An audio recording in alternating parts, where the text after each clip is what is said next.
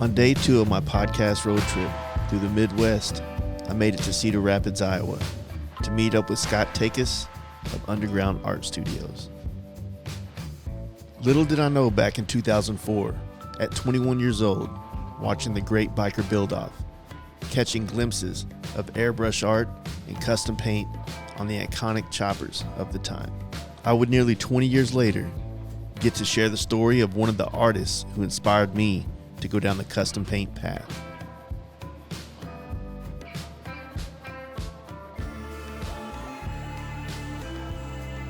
Scott is an artist through and through, from the sheet metal off custom motorcycles to 100-foot murals on the side of buildings. It seems his art has no bounds.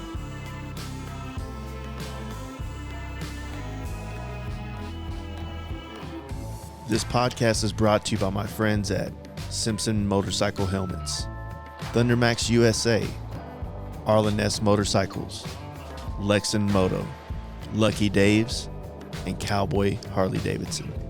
Now let's get into this episode with Scott Takis of Underground Art Studios.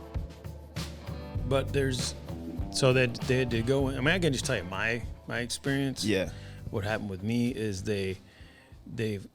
I knew that I was having some issues like in my umbilical area, like my belly button, because it would start to pop out. Oh. And, I've moved my studio a couple times. I've moved my house a couple times. I've done quite a bit of manual labor in my lifetime. Never really thought too much about it until I realized that it was starting to pop out. Yeah. I saw a picture of myself, like, out in the boat, on the water, like, holy shit, like you could see this bulging, So it really never bothered me too much. I'm not a super vain person, but it was, it got to a point where it started to feel uncomfortable. I went in and they did an MRI, they did a scan, and they realized you actually have 3 hernias. So I had 2 groinal, 1 umbilical. You got to go in and you got to get fixed. So what is it happening inside though? That's what I'm wondering. Okay, so with me there was like it's like the belly wall. Like you have different parts of your body can be sticking through the hole. Okay, so there's a hole or there's a laceration somewhere, or something got stretched too far, or you pushed too hard on something or pulled too hard, and you started a little hole that over time other parts of your intestine can start to kind of stick through it, or your stomach or your bladder. So is it intestinal in general? Like it's like large intestine, small intestine, something like that tears and something comes inside of it? Or it's like the intestine kind of sticks through it from the way I understand it. Okay. So for me, it was, when I talked to a few doctors. Yeah, just get the right. Yeah, the first doctor, he was gung ho, ready to roll. Like he was like, I know what you need. We can do this. And I started to ask him about. I don't know if I should even talk about this. But the guy died.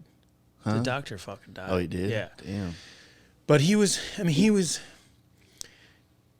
was frustrated because when I went to see him, it was all like bam, bam, bam, like, get in here, let's get this done. And I said, well, hey, man, and I pay for my own insurance, right? Yeah. So I pay a lot out of pocket. And so I'm a little bit more careful when it comes to the things that they ask you to do or tell you have to do, instead of just going through there like a herd of sheep and just, they're just collecting from the insurance company. So I said, all right, what do I need to scan for? Well, they're going to take pictures of your insides. We're going to see what you have going on. That sounds great. Sounds good. Let's do it. That's like $850, So I go in and I get that scan done. All right. And then the next time they call, they say, all right, you need to have this meeting with a doctor. It's going to cost whatever, $150 to go meet with this doctor. And, okay, well, what's that going to be about? Well, that'll be to discuss your situation. Okay, let's do that. So I go and I sit down, and this guy, I could tell that this guy never looked at the scans, you know, Yeah. like so I called him out after a conversation. He was real kind of vague and just kind of like, hey, when do you want to schedule? And I said, well, what's it look like? You know, and well, you know, you have hernia. Well, can you tell me more about it? Like, do you have any more details? And he says, you have hernia and I can fix it. We just need to get it on the schedule. I said, did you look at my pictures? And he's just staring at me, and his facial expression just started to show that he was upset. Yeah. He was angry. And I'm thinking, well, I just pissed off my doctor Yeah. by asking him If he did his job. if he looked at the pictures. Yeah. It cost me $850 to look at these. I was excited to go in and see, like, all right, how bad is this? What do I got going on? Yeah. And so it was kind of funny that he pulled one on me, man. He was like, you want to look at the video? You want to look at it? Let's go look at it. So he takes me into the nurse's station and puts my groin up on the big screen. There's all these people walking around, you know. So I just thought, all right, well, if that's the way this guy wants to play this, then we'll play it that way. So I got my full $150 out of him because I stood there and asked him a million questions, man. I mean, what's this over here? What's that over there? But unfortunately, when we got back into his office and I told him that I had this mural to paint, and I said, I want to complete this project before I go down for surgery. I've never had a major surgery. I don't know what will entail for healing. I've heard a lot of different stories on how long it might take to heal. Yeah. I didn't foresee any complications, but I wanted to have the mural done before I had the surgery. And I told him, as soon as I get it done, we'll have the surgery. And that was the last time I saw that guy, man. He went on medical leave and passed away. Fuck, that's wild. Yeah. That is insane. Well, first off, man, Scott, thanks for doing this and all the just rearranging a fresh shop that you're moving into to kind of create this nice little set we got here. My pleasure, man. It's dope. I feel like I'm getting better at this side of it now. Oh, it's good. It's good. It's really good. But yeah, man, like your paint work, like I started following you maybe a couple years ago. I know it's been a while.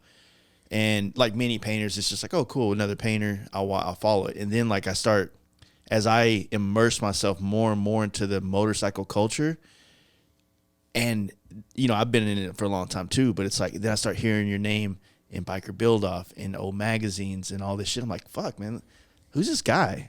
Like, how long has he been around? Because, you know, on surface value, looking at Instagram, we're only getting the first couple of lines of your photos.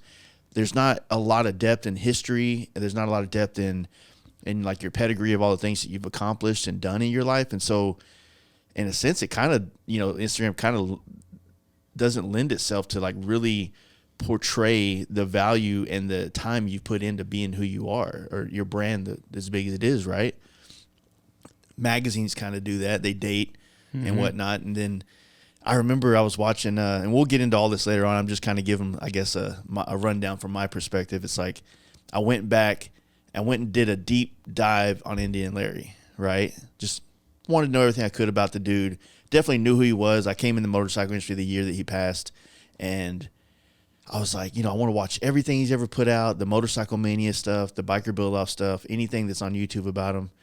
And then I watched the Biker Build-Off with Billy Lane and him, and then I'm already following you at the time. Then I hear your name. I was like, wait, is that motherfucker I'm following on Instagram? I was like, oh, shit. Yeah. And then I get on your Instagram and I scroll down. Then I see all the stuff. And then also being in your shop, seeing all the pictures of you and Billy and Larry and these other guys that's been graced on those TV shows of the past. You know what I'm saying? So, yeah. But, you know, since we're here, man, like, you know, let's, where did this whole artistic thing start taking place from you? Like, I was pretty young, really. You know? Yeah, I was young. I remember, you know, being one of, and I have kids now, and then I see myself, and now they'll say, Dad, what should I draw?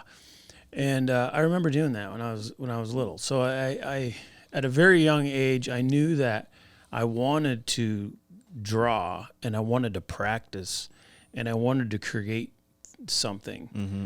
And a lot of times I would find that I wanted to create something just so that I could make it better.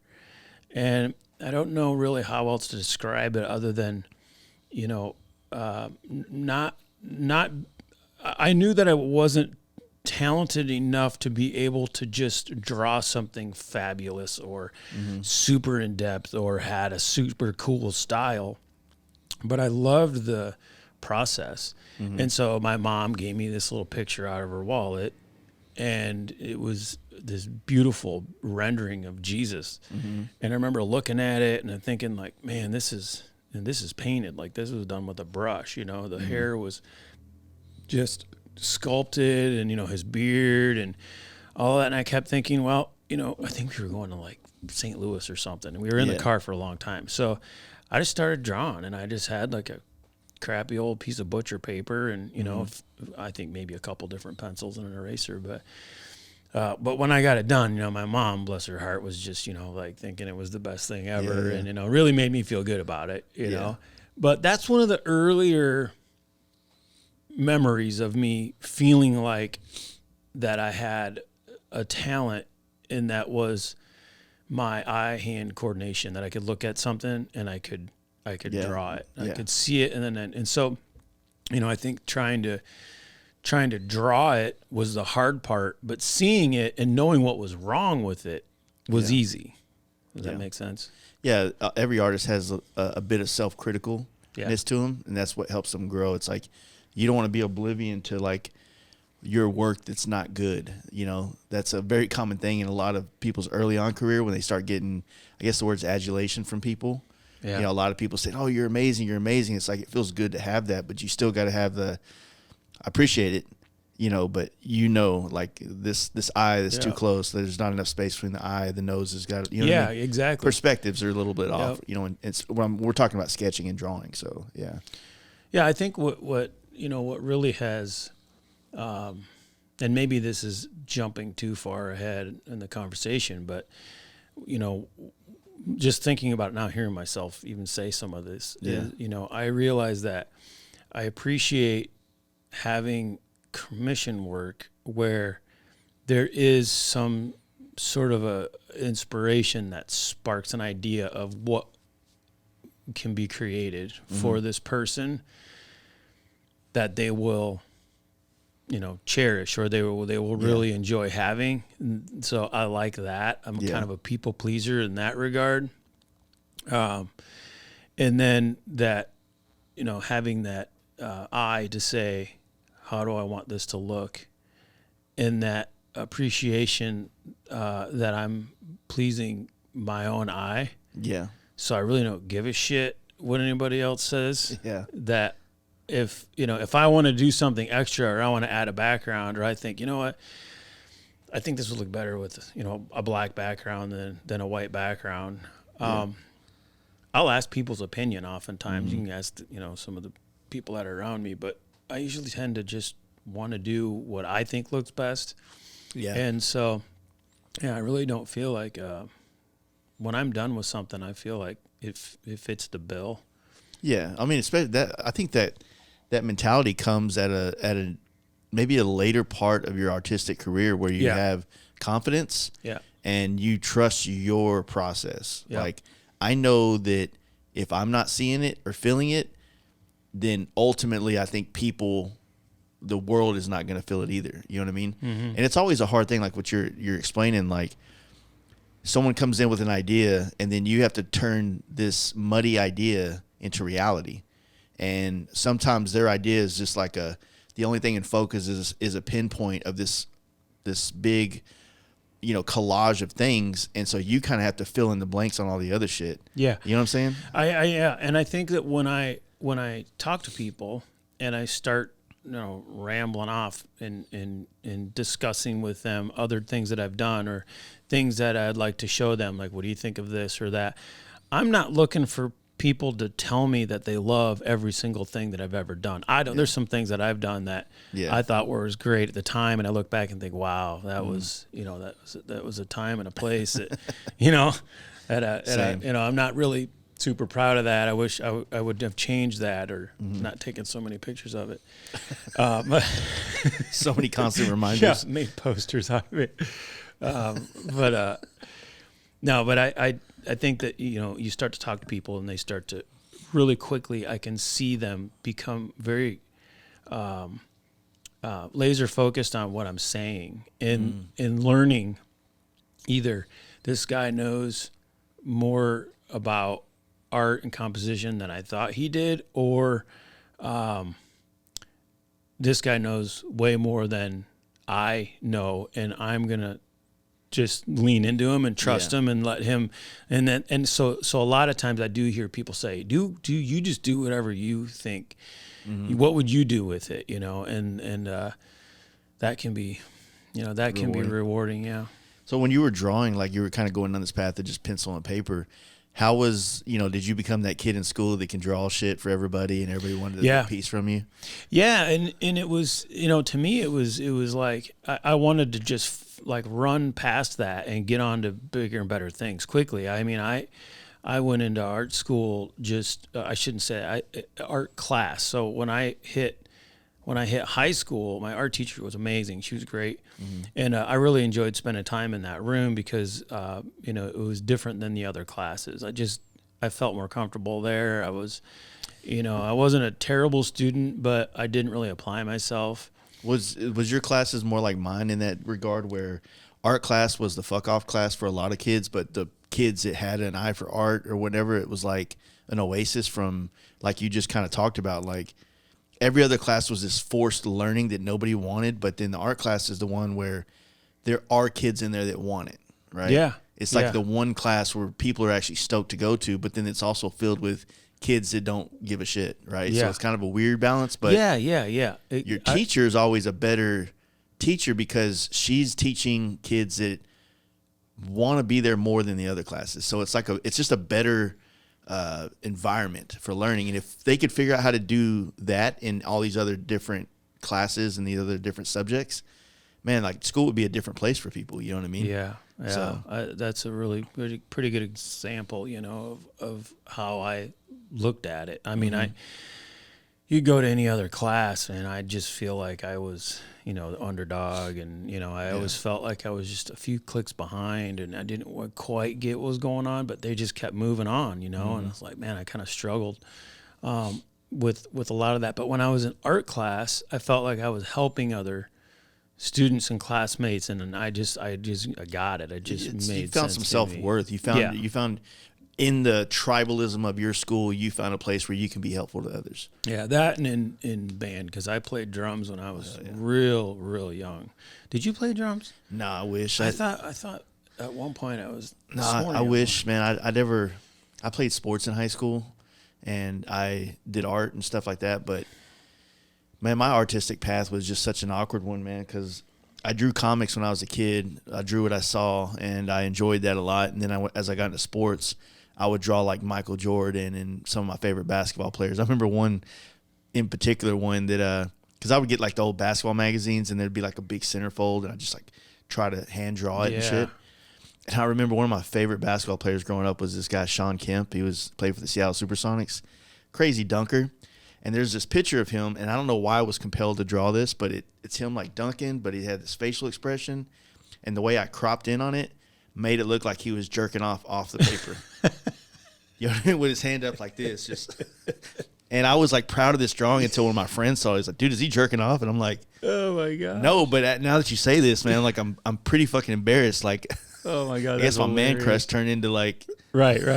Like you looked at the composition in a totally different way. Yeah, I was like, oh, that might have been your buddy's issue, not yours. Well, I realized at that time too, because it was a profile shot, and I was like, man, profiles are so much easier to draw than straight on. You don't have as much symmetry that you're worrying about, and that transferred into as I got into like, I went to school mainly in the 90s, so sneakers, shoes, Jordans, all that stuff was huge culture, and especially where I grew up in school.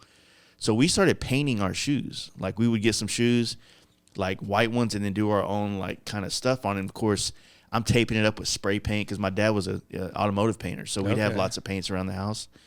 And of course, I go to the basketball court with these all red shoes with white laces, and then by the time I got home, they're all cracked up and looked like shit. But that was kind of like another reinforcement of creativity. It wasn't drawing or art in the sense of like what you do or what I kind of do sometimes now, but it was like taking something and making it cool, customizing. Like, yes. So I was into the idea. Yep. Yeah. Yep. And I did that and enjoyed that. And so, study halls, I'd be in the art room, and, anytime I could get an extra opportunity to get in there, I just liked to go in, and because there was so many tools. Yeah. And there was so much to learn that that I just liked going in there. And it was tough because I had, it was band. And then the drawing started to become more important, where drums were really natural. I mean, when I was in third grade, I was playing with the jazz drummer and learning, all kinds of really cool, complicated stuff by sound. I didn't read music. It was more, we put headphones on, we had 2 sets, we'd sit down and we'd start playing, and then I'd learn the fills and all that. Well, when I got into high school, and so when I was in third grade, I was playing in the 8th grade band. Damn. So I played in the 8th grade band from third grade to 8th grade. And then when I went on to high school, freshman year was a blast because, I got to meet some really cool drummers, like guys I'm still friends with today, just really good dudes. But man, the teacher was just overwhelming. It was like he hated drummers, like we were always getting yelled at, and I didn't think we were that bad at kids personally, but it just got to a point where I'm like, man, screw this, like I love playing drums. I don't like doing anything for this guy. He doesn't appreciate anything, and I'm out. So, and I played for the show choir, and then then it was like high school bands. You start your own gig, I think I did a talent show that I created for the school just so I had an opportunity to like really jam in front of all my peers, and give everybody else a stage there was a lot of talent in our school, but to let them kind of come up on stage and do. Were you at a big sports school, or was it more like? Well, it was. I don't want to say it was a big sports school, but I graduated with Kurt Warner. Oh, okay. Shit. So he did all right for himself. He's the one that came in late to NFL. Yeah. Yeah. They made a movie about him recently, didn't they? Yeah, they did. Yeah. He's a great person, but yeah, he got signed by the Green Bay Packers, and then that was like it just seemed like everything just drug on from that forever before he showed up, on the Rams bench, and came in. But that's wild. But it's so when I look back and I think about how I transitioned kind of with drumming, became more what I did at home and what I did with my friends. But when I was at school, I really focused on art. I was really fascinated with graffiti art. Yeah, dude. There was something about graffiti art that resonated with me, because when I looked at a painting, if I were to go to a gallery and look at a painting, it's overwhelming. I was just like, I have no idea how, transitioning from what I know now to that. There's so much in between, but I knew graffiti was done quickly. It was done with a rattle can. I knew that, and that just blew my mind when I started to see how people were able to accomplish shading, highlights, luminosity, fire, movement, depth, all of that stuff with a rattle can. So I thought, I'm just going to start there. That seems pretty basic. And I found myself, wanting to work big and drawing big and, marking up bathrooms and stuff. And, hell yeah. I had a meeting with the principal, and he just said, we have reason to believe there's been some graffiti going on in the school, and we'd like for it to come to an end. And I just said, I can do that. I can make that stop. I said, but imagine if give me a wall that I I can paint on, and you guys buy the materials, and I'll do something for the school, big for the school. And that the childish graffiti is a phase, and I apologize, that was stupid, but I just would love to do something big in the school. And the art teacher, and they all talked, and they said okay. And so that was cool. I was able to start putting up bigger pieces. I did a piece in the school, and then the art room, she was like, come in here and paint. So I did a couple murals in there, and that's when I learned. I'd taken all the art classes that I could. I think I was a sophomore. And so when I hit junior year,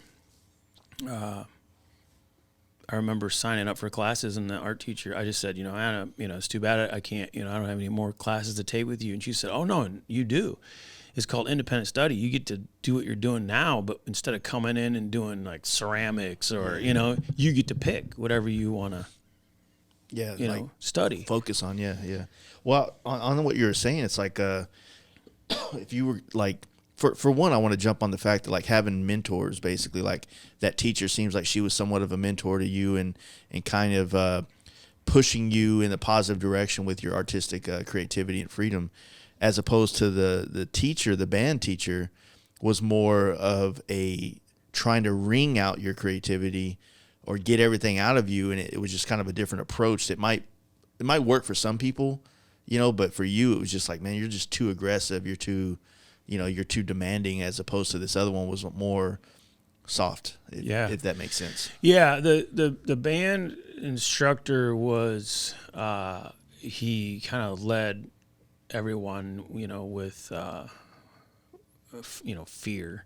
Yeah. And you wanted to please, like most people want to please. I even want to say favoritism, you know, where there was some students that he would just dote over and use as an example, you know, and that just, to me, it doesn't resonate. It just didn't really. And the other thing is, like, it seems like the school was very open-minded to, like I said, if schools, and of course I've been out of school for 22 years now, so it's like if schools were, or maybe they are, I don't know, are just more like, let's find out how to individually create more of an atmosphere for all these different kids of creativity. And the thing about creativity is it's not just in painting, it's in everything. It's in history, it's in all these other things. Like the way that like we consume everything nowadays people can be creative at how they deliver it to people, right?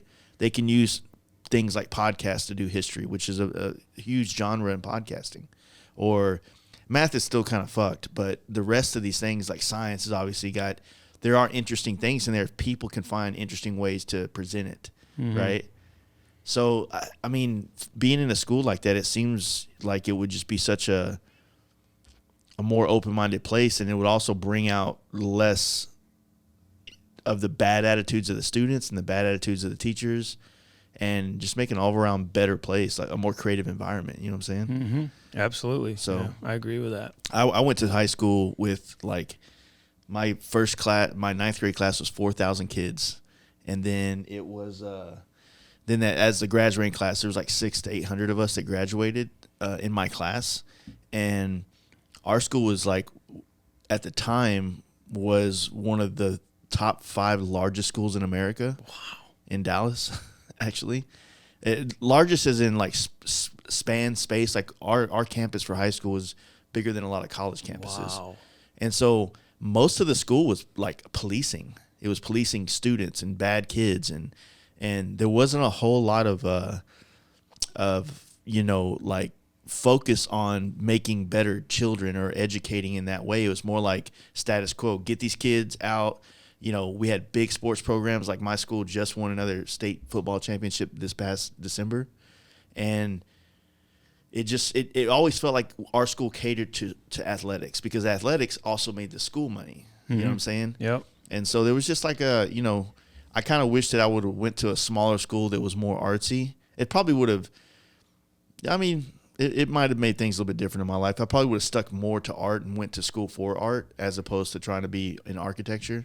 You know what I'm saying? Yeah. But my architecture teacher, drafting teacher, was kind of like my mentor as a kid. You know, he was exactly how you're talking about your art teacher was for me. He was like, I did all his classes, and even the last year of school, I was like, he's like, hey man, I can, you know, figure out a way to have you in here. And it just got to a point where it was like, this is what I want to do because I like him. But then when I went to the job force, I was like, this sucks, dude. Yeah. You know? Yeah. Yep. That's really what happened with me, you know, coming out of that. You know, my parents were amazing parents, and, you know, what do you want to do with your life? You know, and you start thinking about it. You have any ideas? And they wouldn't push too hard, but every once in a while they'd kind of have the serious talk, like, you know, you need to be thinking about this, you know. And they have you know, so I grew up, there's 8 of us kids. So it was a big family. Nice.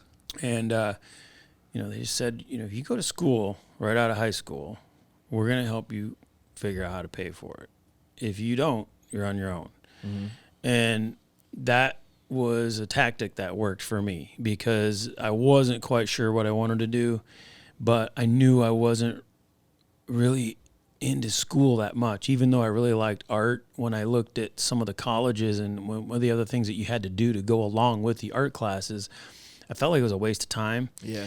Waste of money, waste of resources, and I didn't want to go that path. So I started to explore other options, and I really liked some of the tech schools, hands-on type stuff, and I thought, well, I'll just do that. I kind of had this feeling that I was going to do my own thing anyway. Mm-hmm. I didn't know how, but I didn't feel like I needed, I don't need to be rich. I just want to be happy and comfortable and be able to provide, and I think I can do that if I'm smart with my resources. So I found a 2-year commercial art school that wasn't too far from here, and I was able to go there and learn a lot of things that I didn't really. It's like we touched on them in high school, but we really delved in color theory and, just drawing classes, and they had an airbrush class. Oh, they did? Yeah. That's wild. So usually you only get those whenever you go to like a Votech for like auto body, because they've been sprinkling custom paint classes in here. Yeah. And that would have been good for me too. Yeah. But at the time, I thought, and I still to this day, if I could go back and do it over, would I? I don't know. But I think knowing now more how my brain works, I consider myself more of an idea guy than anything else. I think it's just that's my strength. And so with that, knowing that, I think I would have really done well in an ad agency or started in an ad agency.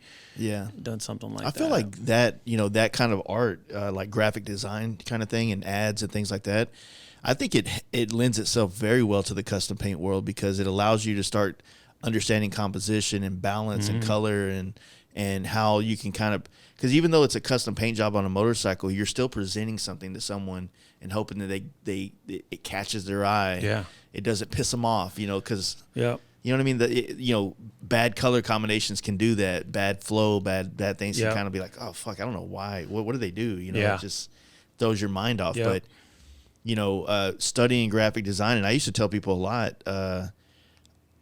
Two places I used to get my color ideas from was Graffiti, because that was the one thing. I used to buy these graffiti books, and I always wanted to learn how to do graffiti, but it was just like I kind of got overwhelmed with it. Kind of like you were saying, it was like such an immersive culture. Like graffiti culture is like, it's like, how do you describe it? It's like you don't dabble in graffiti. You're either a fucking graffiti artist, and every day you got a notepad and you're fucking drawing shit, or you're a fan. And I was a fan basically, But I love the colors that people would use and how they'd bring shades of colors together that you just don't see in natural,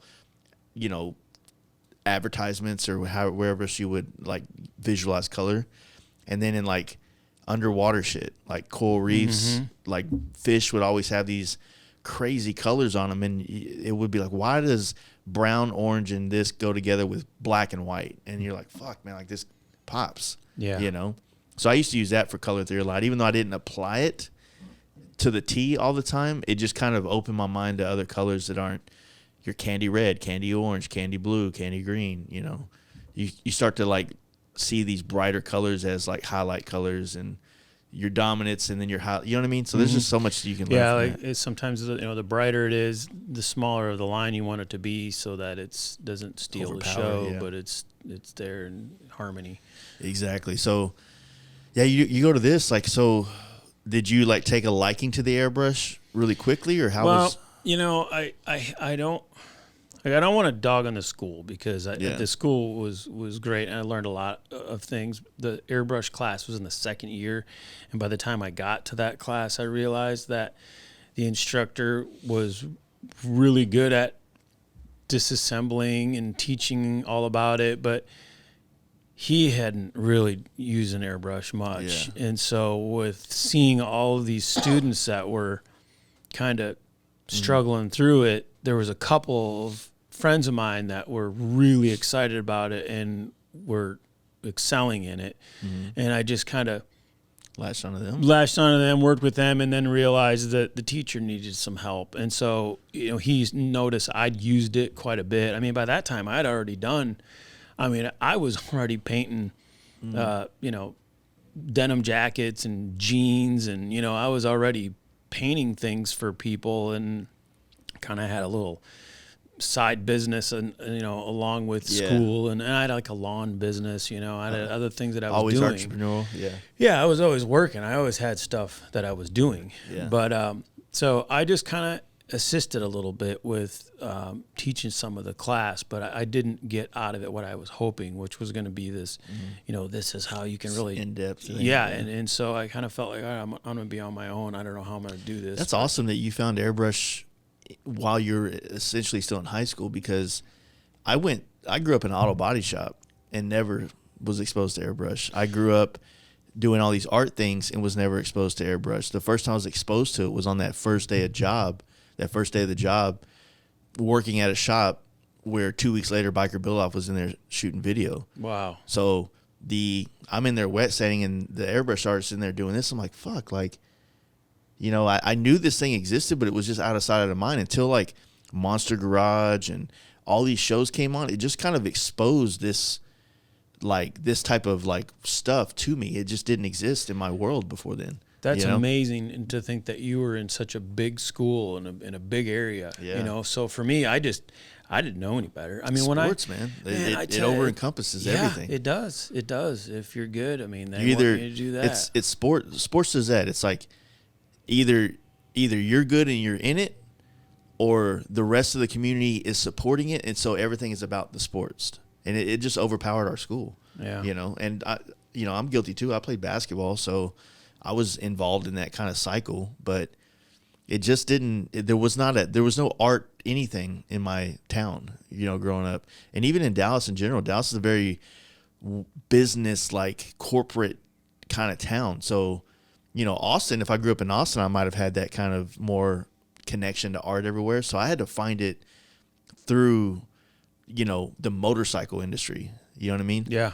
So, well, in high school, I mean, they didn't have an airbrush. Yeah. How'd you find it? Then? Well, I try to tell my kids, in life, you don't always want to be that where you're just listening and learning and doing what, like, you need to listen to yourself, and then have the confidence to ask.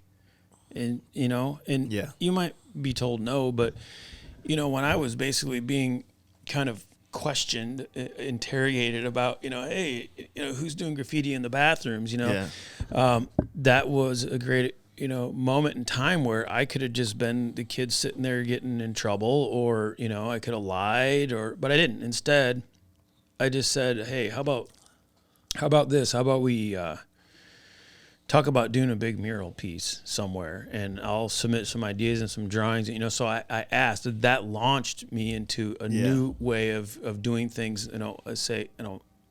Without being a vandal. Yeah. So and then things were looked at as a little positive instead of the negative, and then people would appreciate that. And the same thing with when I ran out of art classes to take. I said, I like graffiti. I like to study graffiti, but to elevate graffiti would be to do things with even more detail, and that would be using an airbrush. So you're still using air, but what do you think of this idea? And the school, it wasn't really big, but they said, well, we'll do it. And so they got an airbrush. Nice. And my folks bought me one. It was an Iwata. Nice. Gravity feed, and it was a big purchase. It was for us, it was a big deal, but I was able to really learn that. Yeah, you want a PlayStation or an airbrush? Yeah, right. Yeah, exactly. Yeah, I really didn't get into video games a whole lot. That really wasn't my thing, but I did like to customize things, and like I said, I was painting on apparel and stuff like that. Yeah, that's cool, man. Yeah, I feel like that's. I wonder how many people, like how many kids or whatever, whether it was sports or video games, like you said, like how many of these things become just occupy you and get and move you from one day to the next kind of things, as opposed to like allowing people to find a way to tap into the creative or I want to learn this, be good at this thing, right? Because we all have that in us, right? Like as a kid that played video games and still does as an adult, when I get a game, I suck at it at the beginning, but then there's this progress that makes me feel better about playing it because I get better. And like you said earlier, once you learned how your brain works, that's how mine works.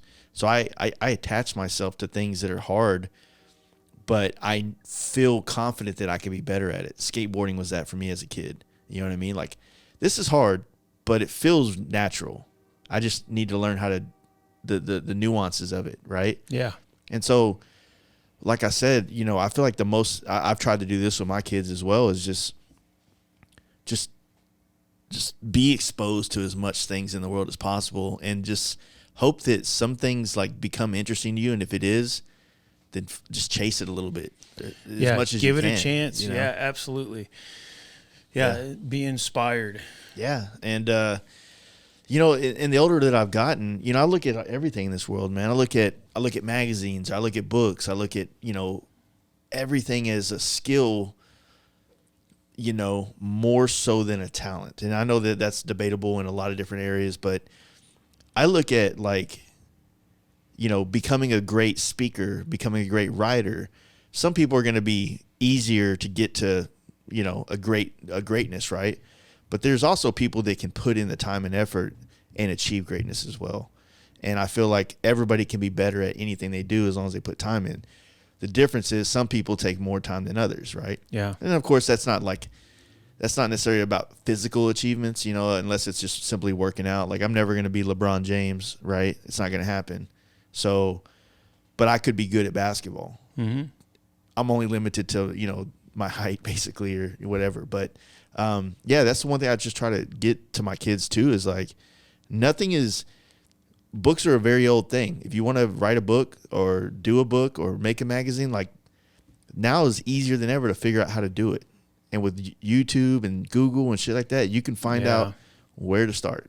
Yeah. You know what I'm saying? Yeah. So, yeah.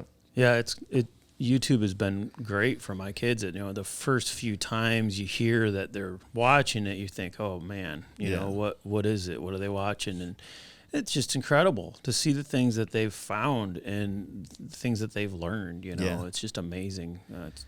Some people learn through video, like watching, and so I'm a visual learner. Like, I can stand over your shoulder and kind of pick up on things versus written. I don't do well off words. I do well off visuals. You know what I'm saying? So I do, and I completely relate to that. Mm-hmm. When we were in college, it was that 2-year deal, and so the first year I became friends with David Conner. He's really fun guy, good artist. He was a little bit more on my level. Mm-hmm. He was just a realist. He wasn't arrogant. He was lighthearted, and he's a great guy. And he was the one he was a year ahead of me. Okay, and then a year ahead of David was Darren McCaig. Oh shit! Okay. So we all went to that same school, right? So Darren left when I came in. He had graduated, and so I heard a bunch of stories about him, and David was kind of the upperclassman, if you will, that had already been through a lot of this stuff. So I was able to see and learn what they were doing in airbrush class my first year. And so when then David, he graduated, and I was keeping a really close eye on who was getting out of there and doing anything with art. Yeah. Because the numbers weren't good, man. It's never been like a lucrative place to go. No, man. People were, they were going through this 2-year program, and some of them, it was like even right up to graduation. It was like months before that. They were just quit going. I'm thinking, what are you doing? Throwing all this away. So I was questioning a little bit, and I wasn't going to do that to my parents. They had helped me get this all mapped out, and I struggled in a computer class. I didn't get along with the teacher. I retook that class because I felt like I owed it to them. To do it. So I was excited about being done. And in the midst of this airbrush class, David was one that he had gone off and started working as a subcontractor painting on T-shirts, and he came back to school for airbrush demo. And he set up an easel in the classroom. He put a T-shirt on it. He had probably 8 Pache airbrushes. All of them had a different color already loaded up in the jar. He got out a pencil. He had a picture of Marilyn Monroe. You know, most of us already knew who he was. He did a brief intro, and then he just stood up there like talking, shooting the shit with us, asking questions about how school was going, whatever, in the meet, but also still drawing, knowing that a lot of us knew how to draw, but drew out a light pencil sketch on this T-shirt and just started painting it. And in an hour, he had a full color portrait of Marilyn Monroe. And so that was just a big aha moment for me, where I thought, okay, that right there is a sellable piece of art that he just created in a short amount of time. And I want it. You know, I wasn't a huge Marilyn fan, but it was beautiful. It was glamorous. It had excellent color theory. It was done super fast. And I think I wanted it because it was an example of how things can be achieved quickly and efficiently. And I want to remember that moment. And so, you know, after the class was over, I went over and talked to him and said, "This is killer. Like, you know, what do you want for that shirt? I want that shirt, you know?" So, after that day was done and all the classes were done, then I went out to his car with him, and he showed me, you know, he popped his trunk and he was like, "This is some of the stuff I've been working on." I mean, there was like a T-shirt in there of a John Deere lawnmower, you know, with the script on it, you know, Johnny B's lawnmower service or whatever. And I had to chuckle a little bit, but at the same time, I just didn't feel like I was ready to be like an illustrator. Where some of these guys, there was one guy in our class, he was like phenomenal, you know, like he probably should have gone to a different school because he was just so good. It was really, really good. He was already had a job at an ad agency before he graduated. So I just kind of followed in Dave's footsteps and said, "Hey, if you want to, you know, teach me some more of this stuff, I'm all about it. Like, this lawnmower thing cracks me up, man, but I'll paint a lawnmower, you know." But it was more like, "Hey, what'd you get for that?" You know, I have $50 plus the cost of the T-shirt. You know, so to me that was, how many shirts can I paint? You know.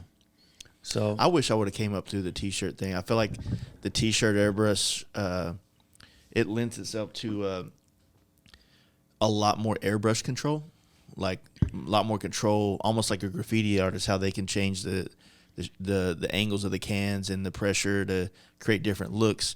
And you see a T-shirt airbrush artist, you could always see a T-shirt airbrush artist next to like an illustrator like thing like this. Like that's more of an illustration, like very structured, you know, stenciled almost. Not in a bad way, but just, you know, it's different, right? Because if this Soriyama painting right here was done in a traditional T-shirt style, it would be soft. The whole thing would be soft, and it would look like it was T-shirt art. Exactly. So there's that, you know, because I came up the other way where I saw this guy who actually was a T-shirt airbrush artist working in the shop that I was at, and, you know, like 2 years I saw it. I picked up an airbrush right after it, and I tried it, and I was like, and I knew how to draw. I could draw skulls, all that type of shit, especially in 04. It's like everybody had to have a skull. You know what I mean? Oh, yeah. I could draw a skull, but I just wasn't comfortable with this, right? If I'd only known, if I had the perspective of just like muscle memory, a little bit of time, a little bit of familiarity, it's the same reason why, like, I guess the first day I ever jumped on a skateboard, I was able to ollie. First time ever. Really? Right? And so I was like, oh, this is easy. That's why I said this feels natural. This didn't feel natural. So I put it down. And then I started just doing custom paint, graphics, getting that. And then I always had the airbrush, so then I drop shadow. And so what that drop shadow did after 2 years was make me feel comfortable with this. Gave you that control, that confidence. And so, you know, like, I guess, you know, while we're nerding out on paint, you know, for all the airbrush people or custom painters that might be tuning into this, it's like you'd always see those like practice things that they'd always tell you to do in the videos, like the dumbbells and the stop start and the strokes. I thought that was boring, stupid, and I tell you what, man, like that shit is how you get the muscle memory and the precision that you need to be able to do things with an airbrush. And there's no doubt about it, man. It's like each thing, you know, like hand-eye coordination, following consistency in your lines, and it's just it's so important. But you know, when I was young, I was like, fuck that. It's like throwing the instructions out of the box. Like, I don't need that. I'm gonna figure this out, you know. I know exactly what you're saying, and I appreciate it so much. And what did it for me was, as we were all graduating, trying to figure out where we were gonna go, David Connor shows back up on the scene and says, I have an opportunity. Yeah. I need one airbrush artist. He couldn't just come and say, hey, Scott, you know, come work with me. He had specific instructions from his boss that he needed to go and do interviews and have, you know, paint. I mean, it was like someone put a demo out. Yeah, man, it was like a paint off, really. Yeah. And so, the Great American Paint Off. It was, man, and it was all that silly stuff that you're talking about. So, you know, I got a bed sheet and I threw it up in my kitchen, and I had a little apartment at the time, you know, and he was just like, all right, guys, this is what you need. There was like 3 or 4 of us that were seriously interested in it. Mm-hmm. And he said, this is what you guys need to practice. And he showed us, you know, thick to thin lines, everything you just described. Thick to thin, long, consistent lines, circles. Script was the one that scared me the most, because when I did graffiti, you know, it was like just, you know, wild style. And I wanted my letters to be crazy. And then, you know, you draw it all out, and then you go back in and you outline it, and you can make it thick or thin or whatever. But this script was important. This script was a big part of the sales. Yeah, I mean, it had to be. You had to have good script, and if you didn't, it was noticeably different than everybody else. So you know, it became so important for me to learn this really fast and get good at it really fast, because I think we had like a week before he was going to make this decision. And so that's all I did, is all that stupid stuff that nobody really wants to learn. Yeah. And so that's what I did. I just focused on that and tearing apart my gun and putting it back together, tearing it apart, clean, putting it together, not getting, you know, too frustrated with things, trying to figure out when, you know, why is my bottle, you know, bubbling? Why do I have air come back into that? You know, you have to go in and tighten up your head assembly. You know, I didn't know that at the time, but trial and error, you learn. So when the time came to where we needed to have this paint, you know, competition, if you will, it was really hard, man. Everybody worked just as hard as I did. And, you know, I think I wanted it more than anybody else, but, they did offer me the job. So I moved to Dubuque. In Dubuque, they have this casino on a riverboat. Okay. And it was the Dubuque Casino Bell. It was on the Mississippi. And they'd go out on these dinner cruises, and it was a big draw from Chicago. So a lot of people from Chicago would come in and, you know, get a hotel in Dubuque. Yeah. And so they'd show up. So we call it LaBelle Studio. And it was the Dubuque Casino Bell. And so we were in the ice harbor there in this beautiful new welcome center that they built, and the place was really nice. And you know, David was a gracious host to, you know, bring me on board, and he was killing it at the mall. So he was out at the mall just absolutely crushing it, doing really, really well. But their thought was, you know, this Dubuque Casino Bell thing is going to be just killer. So, you know, Dave is going to go down there, and they need somebody to be at the mall. So, man, I just got thrown into this, like, where he was already been there for a year and a half now, and had a following, if you will. So, I mean, people are showing, and we kind of looked alike. So it was kind of funny. Yeah. People thought we were brothers. But, man, I couldn't paint like he could, you know, and so it really gave me a lot of drive to push myself and complete submersion. So we got an apartment together, and we just, every night we'd talk paint. We'd have fun. We'd go out and have a good time. You know, good times were had by all. Anyone that came to visit us can attest. But we worked hard and realized real soon that casino, that studio down there wasn't quite what they thought it was going to be. It was like there wasn't the draw that the mall had. So he had to make the tough decision to let me know, hey man, my bad. I'm sorry, but like I gotta make more money, and the mall is where it's at. And I hate to say it, but you're gonna have to go down to the river, and you're gonna have to try to do something with this gallery down here, because I need the mall money, man. And it was all cool. I mean, the way he presented it a lot nicer than that, and I got it too. I understood, but it was that moment where I'd sit down, the boat would go out. It would load up and the boat would go out for 4 hours or something like that. And the place was dead. And then when the boat came back in, it would be slammed. So I had to try to figure out how to market, how to get people up there, how to make the most money I could. And it changed everything. It became so focused on impressing myself, like I can do this. I'm going to put everything on the table. I'm going to figure out a way to make this happen.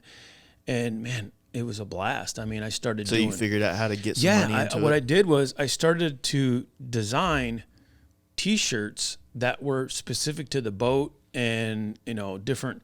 We had like different cards on shirts and roulette and all that type of stuff. But then I also started to pitch more like when the boat showed up and people were getting off the boat, I'd put I'd start painting a pet, like a dog on a T-shirt or a portrait or a car, and that got a lot of people's attention to come, what is this guy doing? And then they'd see all these pre-painted shirts hanging up where they could just grab it and go, instead of sitting and waiting. And that became, the numbers started to go up, and they started to go up and go up and go up to the point where I started to get a draw. And then people in Dubuque they knew they could come down and talk to me and order shirts, and I was doing jean jackets. And so I started to aim it a little towards the Chicago scene. So that was the people that were coming. Man. I should have brought one down to show you. But I did like these Chicago skylines on the back of a jacket, and then we'd fill them with rhinestones. And there's this little girl, and she was super cool. She worked behind the counter. She, would ring people up. She would be bored out of her mind when the boat was out. And so she would just put rhinestones on these things, and they were crazy. I mean, they were super gaudy, in my opinion, but really flashy under the lights, and people loved them. So we were selling jean jackets. So you're the one responsible for the whole affliction jean kind of movement that came through. No, that was a long time after that. That's for sure. Well, that's actually very insightful, because basically, I mean, it's probably the best thing that your friend ever did was force you to go be in the spot that needed. Yeah. You had to figure out how do I do this? I have the place of business. Yep. How do I now connect the art to the consumer? And that's give them what they want, And so I wasn't doing what I wanted to do. I was doing what I knew that, and they were little experiments. And David did some of that too. I mean, he inspired a lot of that, with the Chicago stuff. And we do like an eagle on the back of a jacket and stripes and stars and all that. And we branched out. We were doing like Los Angeles stuff, and we were doing anything that was, could connect to the people. Yeah. Like something. Yep. Exactly. And so that really started to get people excited about the customizing of it. So it didn't have to be just a shirt hanging there that was airbrushed. It could be, what do you want? I mean, oh man, it was crazy. Looking back, the amount of stuff that I did. Yeah, similar to you and that set was kind of like me whenever I finally did learn airbrush and I got the job at this shop as the airbrush artist. Every day I airbrushed. It's the only time in my life that every day for like 2.5 years straight, I had an airbrush in my hand and some paint coming out of it. Yep. Right? And I was so determined that I would go there on the weekends. Like that shop would work Monday through Monday, right? Of course, I'm off Saturday and Sunday, but I'm like, what? I wasn't a drinker. I wasn't a partier. I was like, well, fuck it. I'm going to go to the shop today and hang out. Those are like my friends now. That whole shop, the cast of characters, all those people there, like I hung out with them all week. So it's like, well, shit, like I don't really have a life outside of this work, right? So I'm going to go back up there and hang out. Yeah. And, I mean, I'll tell you what, like that, I'm not super proud of the majority of things that I airbrushed in those first 2 years. I have one thing hanging in my studio that I airbrushed 9 months after I picked up the airbrush and actually created like a visual, like an actual subject. 9 months later, it's still hanging in my studio, and it's also that got me hired at this shop, right? So this shop that I'm talking about is the same shop that I wet sanded for to get inspired. And then I started custom painting, like doing graphics, because I would steal tape from there and go home and lay it out on the table in the refrigerator, like lay flames out. Oh, wow. Yeah. And I was like, oh shit, like this is the same thing. Like this feels natural, right? Yeah. And so I started kind of painting real cheap bikes on the side, which kind of pissed them off. But I was like, dude, I'm doing this for $500. You're painting a $8,000 chopper, dude. Yeah. Like, we're not in the same thing, right? So I ended up getting fired like 8 months into that job. And then he brought me back about 6 months later, because when I left there, I was a custom painter. I started there as a wet sander, and when I left there, I painted like 20 or 30 bikes in the 6 months that I was gone, and got my skills up, was laying out flames, laying out graphics, was pinstriping and stuff like that. And then he hired me to come in and buff next. So I was a polisher. Okay. But he would let me kind of help lay out graphics here and there. He still did most of the graphics, but every once in a while he's like, hey, help me do this, help me back tape all this, blah, blah, blah. And then left again, got fired again, and then continued to paint, started building my name in the sport bike side of the motorcycle scene in Dallas, painting all these sport bikes. Then I paint a bike, and I get a magazine feature in the sport bike world. And there's an airbrush artist that used to work for that same shop that quit, and I was cool with him, and I had him come and do a job for me. And the way he airbrushed over the other guy that I was talking about earlier, I was like, I can do that. And so I did. I fucking tried it on a paint box that, you get your paint, they throw it in a box for you. I just drew a skull on there with the airbrush freehand. I was like, holy shit, like, yeah. I wish I still had this box. I don't have it. It was like the bulb went off, and I was like, oh fuck, I can be an airbrush artist, because I thought I had let that ship sail. I was like, there's no way I'm gonna be this, right? And I swear to God, like, that happened, and then 8 months later, just sculling every fucking thing out in America at that point in time. Yeah. I had a rundown, and then he hired me to come back, and I started painting Rick Fairless's bikes and doing all that psychedelic shit. And the good thing about his shop is that he didn't do he did high end work, but the most of the work was the generic cookie cutter Eagles, fucking 9/11 memorial stuff, in and out stuff. Like, we're not putting a lot of effort into it, which is what I ultimately wanted to get away from, because I would have customers come in and go, I want to do a Jimi Hendrix tribute thing. I'm like, fuck, I love Hendrix. Oh, yeah. And I'd be all like, ideas popping. Yeah. And he'd be like, hey, see those pictures he just brought? Put that on the tank. What he said, just do it, get it the fuck out. We got to, he had a lot of money he had to make to keep the shop open. So taking this $3,000 or $4,000 paint job and dragging it out for a couple of weeks because you want to put more effort into it, it wasn't conducive to the business working. So you were constantly painting things that you weren't as proud of. You know what I mean? Yeah. Oh, yeah. And so that's ultimately why we ended up splitting up for good, and I kind of started my own thing. So that's the cliff notes of my shit. Yeah, that's amazing. And you're lucky to have had that opportunity. Exactly. I wouldn't be here 100%. Right. Yep. I wouldn't be sitting here doing podcasts without that opportunity. Right.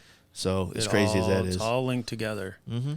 So when you're doing all this stuff, man, like you're finally getting this T-shirt airbrush, and I'm going to assume that through T-shirt airbrushing that eventually the question came, hey, man, can you airbrush on this? Yeah, it did. And you know what? When we were both in Dubuque, we were having a good time. Yeah. But I was at a point where I was ready to do something different. Mm-hmm. I said, if I can do this now, especially going into that place that, where the riverboat was coming in, it was like, I could probably do this anywhere. Where do I want to go? What do I want to do? And so he took summer and he went to Six Flags Great America that first summer after college. Yeah. All right. So it was that next year when he said to me, what do you say we go make some better money and let's go back to Six Flags for the summer and just kill it. Mm-hmm. And I thought, man, that's not a bad idea. Get me out, get me out of Iowa and go somewhere fun. And was that in Minnesota? No, that was in Gurnee, Illinois. So okay. Chicago, right outside Chicago. All right. So, we had to. So I had to get the job. Mm-hmm. So I didn't know really how it all worked until I showed up when I met. The owner of this place was a guy's from Florida, and he owns Fossin Arts, and he owns so they had caricature booths mm-hmm. and airbrush booths in theme parks all over the United States. Yeah, these guys are killing it, right? And so they hire talent, and then they give them a place to do it. And so I thought, what the hell? I'll learn this business, right? So I showed up. We got interviewed in a hotel room, and I walk in, and I got it was Jim Morrison on the back of a jacket. And I walked in, and I laid that on the bed, and I had my portfolio. And he turned around, and he looked at the jacket, and he said, "You know that guy's dead, right?" And he had this terrible look on his face, and man, all of a sudden I got so nervous, and I didn't laugh. I just said, yeah. And then they both started laughing and, said, hey, man, this is not, this isn't a serious interview here. We just show me you can do this shit. I mean, Dave, you guys get along. That's part of it. You're going to be in tight quarters, and so I get the job. And I started to paint at this pace that was just incredible. Like you can't even imagine, man. Like it's nothing like where the riverboat would go out and you'd have 4 hours, and then they'd show up and you'd get yourself ready and it'd be packed. It was like you get there in the morning, open up your little kiosk, and it's just chaos, man. Yeah. I mean, they had a cashier in there, and they had, I don't know, there's probably 5 of us artists in there. See, we have the Six Flags in Dallas area, and that's another place a lot of the guys would go work. And then with us having Dallas was such a big metroplex, we had tons of malls, and every mall had 1 or 2, airbrush stations in it. So yeah, it was nuts. I mean, I'd paint over 100 shirts easily on a Saturday. Yeah, it was just packed. Wow. And then I would meet, a lot of people that come in and they'd want, NASCAR was really popular then. So it was like, oh man, some Earnhardt in here. Yeah, do Earnhardt portrait with his car and all those stickers and sponsors. I mean, just take forever. Fuck. But you know what, man? When it was raining, you'd have to show up to work, man. You'd be in this kiosk, you'd be cold, and nobody'd be there. Mm-hmm. And so I'd just sit and paint. And I'd give people way more than they paid for it because I enjoyed it. What's the one reproduction of some said thing in the world that if you never had to paint it for the rest of your life again, you'd be happy? Oh, boy. Like you were saying about the car with all the logos and sponsors all over it. I've done a lot of stuff, so it's a hard one. I would say, just maybe to help you along, like, if I never ever, which I haven't had to do it in years, but I plan to never do it ever again, any type of currency airbrushed. $100 bills, $1 bills, whatever the case may be. Yeah. I used to hate it. I even have a vinyl file that I can plot the whole thing out and just stencil the whole thing. Still don't want to ever do it again. That must have been a thing in your area because I haven't done. I mean, I've had requests for it. Yeah. Everybody wants to be a baller, so Yeah, I did a chopper once that I had. It was like it had greenery. It was for a biker build-off, but it wasn't a Discovery Channel one. It was kind of like a little more local one. But my buddy Brandon Hess from Brando Speed built this bike. Oh my gosh, it's so beautiful. It was killer. And I did. Remember when the chrome paint was kind of a thing, and then I put candy green over that, and we had like these. It was called Debt Breeder. Because he was a young guy. I mean, he's super talented. I mean, right now he's doing very, very well. You should look him up, Brando Speed. Brando Speed. He's awesome. He builds incredible headers, and he's into the drag racing world. He's awesome, and he's the one that built a lot of the specialty stuff on my panhead. The pipes are super rad. I get compliments everywhere I go on the pipes, and. Yeah, I thought he was going to throw me out of the garage because I kept saying, tilt him a little more, But no, he's an amazing guy. But he built this bike, and I did green, like it was almost like greenery is growing, you know. Yeah. Breeding, I didn't want to go that route. I wanted to go more, you know, growing, and so Yeah. but then there was currency that was kind of growing out of that. Yeah. But I did all that with one of those just like a pen. They're like archival ink pens. You ever use those? No, God, they're great. I didn't even know you could use a pen in custom paint until I think there was this guy in New York that did a whole like graffiti like video on it and like airbrush action a long time ago, and he had just like some of those little Sharpie pens, and he'd do like some lines. I was like, he used a fucking pen, and then a couple years later, the pencil stuff started coming into it too. And I've seen you've done it too. I've done pencil. I've done a lot of different things. Yeah, or even just, you know, just about anything really that you can get, you know, the clear coat to cooperate with. Yeah, yeah. My luck, I'd do it with a Sharpie, and then I'd go heavy on the clear and just kind of I don't trust a Sharpie on it. These archival pens are great. They are. Yeah. What are they based? What's the medium in it? I'm going to show you one here before you leave. I'll show you what they are. But they say that, you know, it's a there's two different kinds. One of them it says like it doesn't smear, and the other one does smear, and there's like permanent, non-permanent. And I'll have to look and show you what I have to make sure you get the right ones. But so what year was all this that you started doing the Six Flags stuff? So it'd be like 93. God damn! So you were doing it. Yeah. I was going to watch Ninja Turtles. At that time. Yeah. I was hitting it hard, man. And you know the interesting thing about these little kiosks is the competition. Yeah. And I don't know if it was just me, but, you know, I mean, we had one guy in there that he was the guy that dressed up like Bugs Bunny and walked around the park, and he was losing his mind. So he got into airbrushing because he thought that'd be a good way to make money, and that's all he cared about. And so, you know, we didn't get along because you heard my background already. I was into like making these things look really good, really fast. Yeah. And he was into really fast. Yeah. And so, you know, God, there were so many times people come in and we'd have to redo his stuff or whatever. And David was, you know, my buddy Dave, and he was really, really good. He was always, man, his script. Yeah. I was like, oh, so I loved that challenge to try to make my stuff better all the time. Mm-hmm. But when it came time for paychecks, man, it was like, you know, dude shows up from Florida, you know, shirts unbuttoned with his gold chains on, you know, that guy, he was a really nice guy, but he passed out everybody's paycheck, and he was doing like a little, you know, beginning of the season pep talk, and he gets all done and asks if anybody has any questions, and I didn't get a paycheck. So I said, I didn't get a paycheck. He said, you didn't get a paycheck? I said, no, I didn't get a paycheck. I said, everybody else got a paycheck. I didn't get a paycheck. He said, well, that's because I held it back for a reason.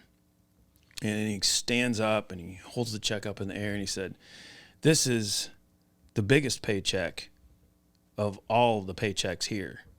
And everybody else other than Bugs Bunny guy has been here for more than 1 year. Mm-hmm. So this is the rookie's check, and it's bigger than all of yours. And he handed it to me, man, and I was like, holy shit. I mean, I felt like, you know, like I was trying so hard to be as good. Yeah. And when I'm focused so much on the art being as good, I had no idea that I was actually putting out more. Mm-hmm. And that really made me feel good. But at the same time, you know, I knew I didn't want to be a T-shirt painter the rest of my life, anything like that. It gave me the confidence to know that I can move forward with this group and, you know, hopefully have gained some respect, you know. I mean, as silly as it sounds, you know, you're in a T-shirt kiosk, it's still your world, and it's still what you do every day, and you're kind of trapped there. Yeah. So at least it was a good opportunity to Yeah, good thing they weren't like, we're fucking this dude up tonight. Right. Get a couple bars of soap. Let's get some socks. Let's just give him a fucking Well, no, I, you know, as the year progressed, I'm pretty sure that, you know, I was probably the only one that wasn't skimming. Oh, yeah. You know what I mean? I Honesty goes a long way. Yeah, I was smart enough to realize that that was where I could have been in trouble if I was to really keep smoking them all the time and, make it where people are like, we need to go in and investigate their numbers. Yeah. But, so this is like 93-ish. And I mean, so when did the motorcycle paint start to kind of take place? I moved back. I moved back here to Cedar Rapids. I love this city. I have a big family. A lot of us are real close in proximity to Cedar Rapids, and we're all very close as a family. And they're all getting married. I'm second to youngest, so they're all getting married and having kids. I mean, meeting little nephews and niece, and it was cool. And I liked that I was able to kind of be closer to them and have moments where little spontaneous moments. I'd go pick my nephews up, and I'd take them somewhere to a park or things like that. I didn't want to be too far away at that time. Parents were still healthy and doing really well. My dad had been in real estate all his life, and he brought assisted living to Iowa. So he was learning a whole lot, doing a lot of great things, getting a lot of recognition, and people's lives were being changed because he was giving people dignity as they got older. And, and so I was, kind of keeping an eye on that. And then he gave me an opportunity. He said, we're going to build, 3 big communities in Iowa. And if you want, I mean, you could come and be a part of the, of our company and do graphics and stuff. So I really didn't want to do that, but I love the idea of working with my family for a moment in time when I could. And so I took them up on it, and I learned a whole bunch, man. I mean, I did interior design. I did all the signage. I did, I was designing some furniture. I was designing, handrails and, crown molding and, dining rooms and stuff that I've never done any of that, but it was fun. It was like a little break from the airbrush, and I really enjoyed it. And it was kind of a moment in time because they all got built at the same time. I picked everything out and designed all the interiors, designed furniture. I picked theme rooms, so every floor I would go in and say, this room will be like a common room. And I did I designed, and I was selfishly designed one like a movie theme, so it was like Hollywood. And then I did big portrait of George Burns and Marilyn Monroe, and so I was able to incorporate some of my art into some of these places. I learned how to do sandblasted wood signs, which is super cool. I don't know if you've ever done that, but done it more on the metal and glass, but not so much wood. Yeah, cool. I enjoyed that so that was where I started to learn, one shot and striping and some of that type of stuff. And then, I started still airbrushing all kinds of stuff on the side. Told my folks, hey, I need to go part-time. I got so much work.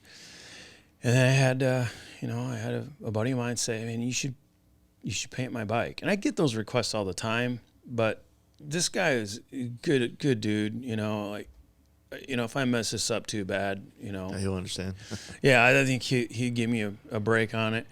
And I think I used Createx on that, if I'm not mistaken. Yeah, because Createx was the color, the paint that you would use in the T-shirt airbrush. It was all textile fabric paint type stuff, but Createx was starting to try to get into some of the automotive stuff.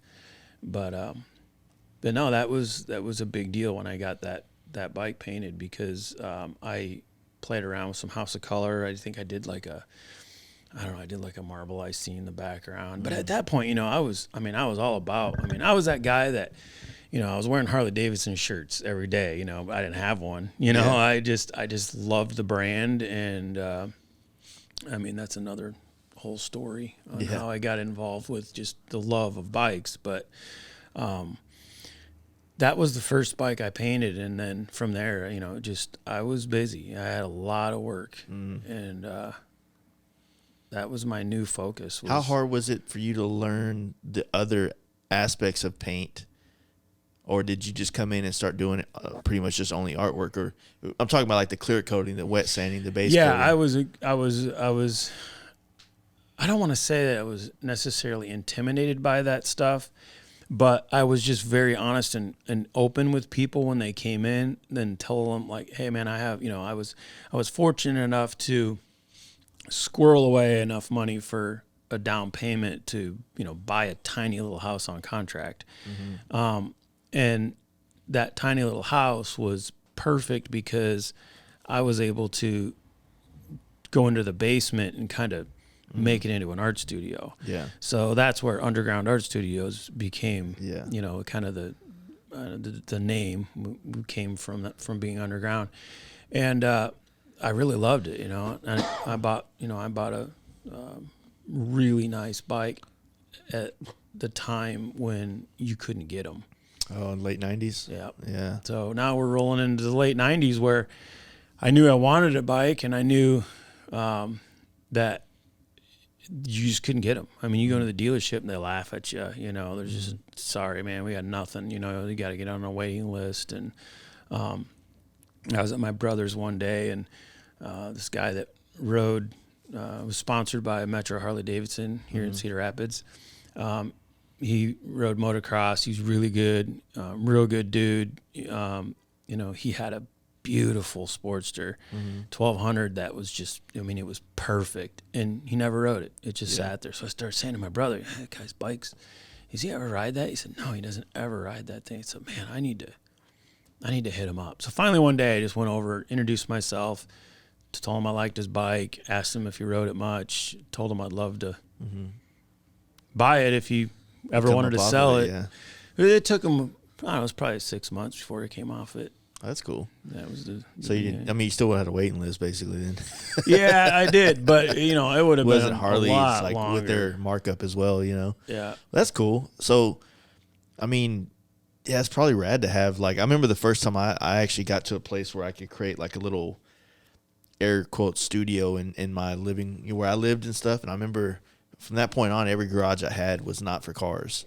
It was for, me to have a workbench to kind of tinker with things mechanically, and then another workbench to do things, art wise, what I'm saying? So my house now is a single car garage, which sucks because I only have enough. I have an old school tanker desk, and I just draw on it. And I'm very sentimental, and I'm very weird in this way that I feel like the things that I create art on, it absorbs it. This is some woo-woo shit, so I'm sorry, but I have a table in my shop that I need to get rid of, but I don't want to because I think about all the paint jobs that have changed my life that I did on that table. Yeah. And I'm like, man, I just can't get rid of this table. And it's just wood, right? Yeah. And the same thing with this desk is a lot of the paint jobs and logos, my current logo now and my new one, I'm refining. I drew on this table, right? And so I guess it's sentimental value to that, but I just don't, it's one of those things I just can't get rid of it. You know what I mean? I know exactly what you mean. I have kept countertops and tables for the same reason, the exact same reason. Because I just feel like, man, there's something about this. I don't. It's almost like it's never me. It's like this table is the reason why I've done great ideas. Sure. You know what I'm saying? Sure. So no, that's wild though. So you start painting these bikes, and I'm starting to realize now just how much this area is motorcycle. You know what I mean? I don't know if you would attest it to how close it is to Milwaukee or whatnot, but it just, when you're in Texas and you're from Texas, you just don't think of Iowa or Minnesota or even Chicago for that much as a heavy motorcycle area, right? I mean, obviously you probably think of California, Florida, Texas has an all year riding season. So you just see a lot of it. And then you come up here and then you're just inundated with history of motorcycles. It's more curated up here, if you will, you know what I mean? And so you come to these small towns and yesterday when I was at Jeff Wright's bar, that, Kung Fu Tap House, I'm like, we don't have shit like this in Dallas. You know what I mean? How are we such a huge motorcycle place? California, how is it so big? But they don't have that. You know what I mean? Florida. Yeah, that's interesting. I would attribute that, and this is just my opinion, but there really isn't a whole lot for us to do in Iowa when you talk about, going to the mountains or going to, the ocean or, the coast. And so, there's quite a bit of motorsports. Yeah. There's a lot of people that love to ride motorcycles of all different kinds. And so I think that, when the building started to happen and became nationally publicized when Jesse did his Motorcycle Mania. It was so many people, I mean, nationwide, and dare I say worldwide, we kind of thought, wow, that's cool. I'd like to do that. Yeah. And a lot of us here in the Midwest, that was like perfect, because in the winter, you didn't have shit you don't have shit to do. Yeah. And so you can build and tinker and paint and, and then you pull it out in the summer and, you have something to ride. And I know a lot of guys that would, they'll change up their bike every year. Yeah. So, that's like I said, having the off season creates such a different dynamic. And I think that you get a lot more tinkering, a lot more builders, a lot more creatives, because they're forced to go back to the drawing board every year almost, And like I said, as much of a blessing it is that, 2 days ago I was riding around in, 70-degree weather in Texas. If it was 20 degrees, then I would have a different perspective and a mindset going into winter. You know what I mean? Yeah. And I think that, it might lend itself for me become a better artist or a better, builder, or whatever all these different things, right? Because you're forced to go back to the drawing board almost. Yeah. I don't know. That's just a perspective, I guess, I'm kind of adopting by being here and the times I've been in Milwaukee and Chicago talking to people as well. It's just, an off season plays a big role in how things get done. You know what I'm saying? And there's a lot of people that ride all winter. I remember riding in the snow, and I mean, there was moments in my life where I didn't have wife and kids. It was more I would have these New Year's rides every year. And we'd call it the hangover ride, and we'd all meet up at Underground, and guys would bring like glog, and my buddy Josh Renus, he was always a big supporter of it. He would make really awesome flyers, and it, you wouldn't get a ton of people to show up, but the guys that did were fun, and hardcore, and we'd go out and we'd just ride around, bar hop, and, it was freezing cold and, somewhat dangerous, but it was fun. So, there's still quite a few bikes you'll hear, even like on New Year's. I heard bikes ripping around, and there's pretty big group of sport bike riders that go out, and ride. Yeah, right. So, like I said, you're kind of closing out the 90s on, getting into bikes, painting bikes, your own bike. What, how does it go from you're painting here, Underground Studios, and then next thing you know, you're getting these opportunities from like Billy Lane, or I know there has to be like something in between that kind of gave you those stepping stones. I've always been an art studio, so I've always done all kinds of different type of artwork. And so what's really kept me busy, I think, is, like I said, I'm kind of an idea person.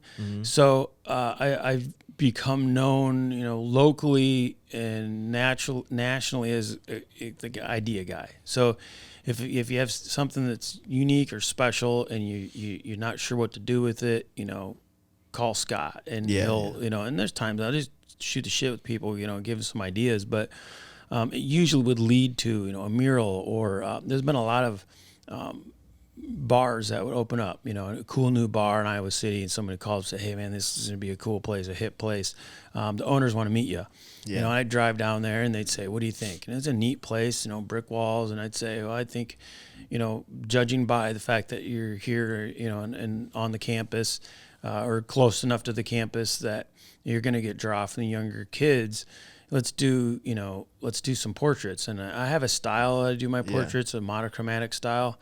So I do, Jerry Garcia, Janis Joplin, and I'd pull from people that, you see their portrait, you get warm fuzzies if you're into their music. You see them together, and it creates kind of an era of, of like good times. And so now those are hanging up as public art. And so people see those, and then they will call them and they want, can you do this sports icon or whatever? There's another bar downtown here in Cedar Rapids, and they just, they contracted me to do a whole bunch of really cool stuff, like big paintings. And, it was it was the idea. It was that first bar that I was talking about where, you know, they had brick walls and they wanted a mural. And I just said, I think that when it comes to artwork, you're better off to have the art painted on something that you own versus put it on the wall, because things change. You might grow out of this place and you can take it with you. Yeah. And so that has been something that I've enjoyed doing, selling that idea to people. Yeah. Yeah. And then in about 2002, I had a phone call from a Harley dealership that wanted to celebrate the 100th anniversary of Harley Davidson, and they gave me an opportunity that, you know, to paint this huge mural. Like, it was huge, well, you know, 860 square feet or something. And yeah, I mean, I was super excited about it. I knew it was going to be a big deal. You know, my first few stabs at it were, you know, I basically over designed it, I think.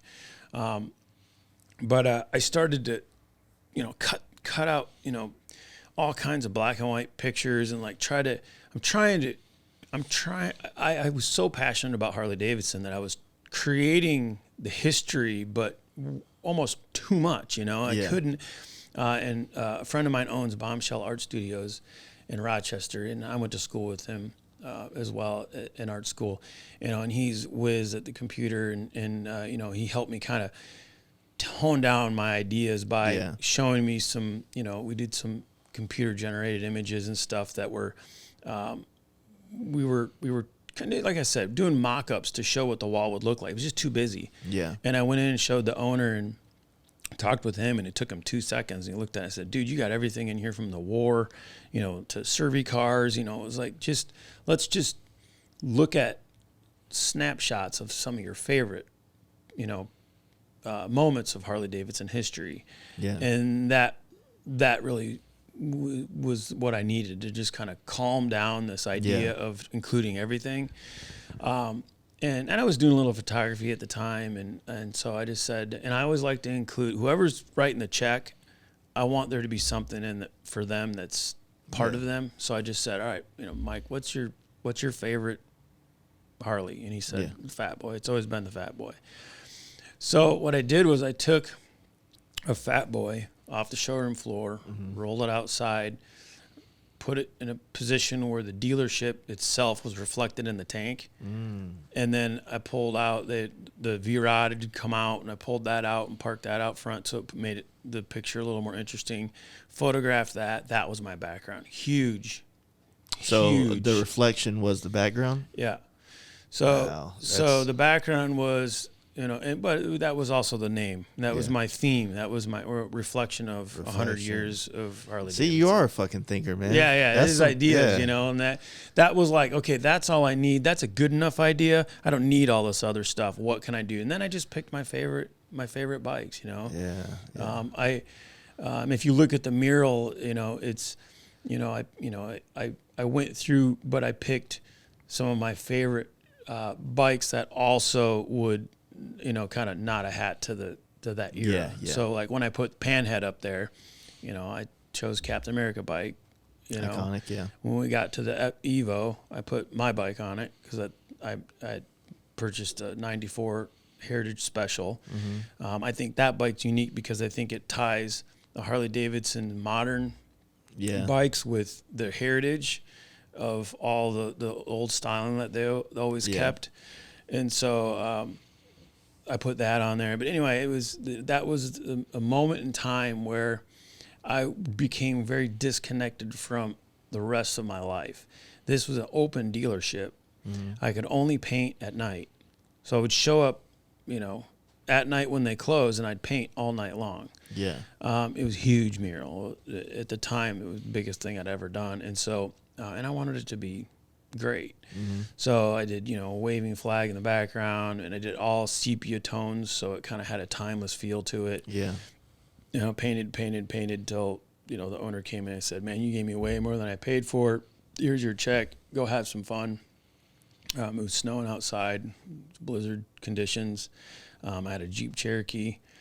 I drove back to Cedar Rapids, cashed the check, went and bought a trailer, and thought if I can, it snowed quite a bit at that point. If I can get this trailer in my backyard and back it up to the basement and get my bike in this trailer and successfully pull it through the snow and get it back onto the road, I'm going to Daytona. And what year was this? So this would have been 2002. Okay. I think. Nice.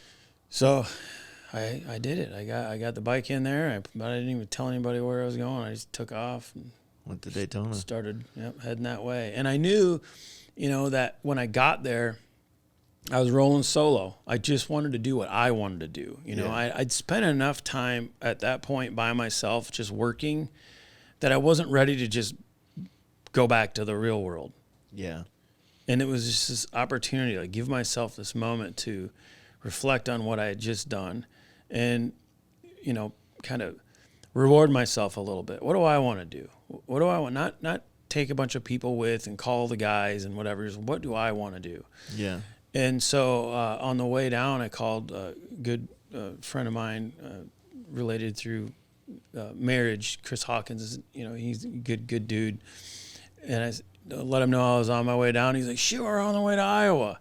So he's like, "Hey, you got the house to yourself, man. Come down and stay here." And I thought, wow, this is going to be really pretty miraculous that I will have like complete free time to myself. Yeah. Then I had plenty of time to think while I was driving, and I thought, I'm gonna go meet Billy.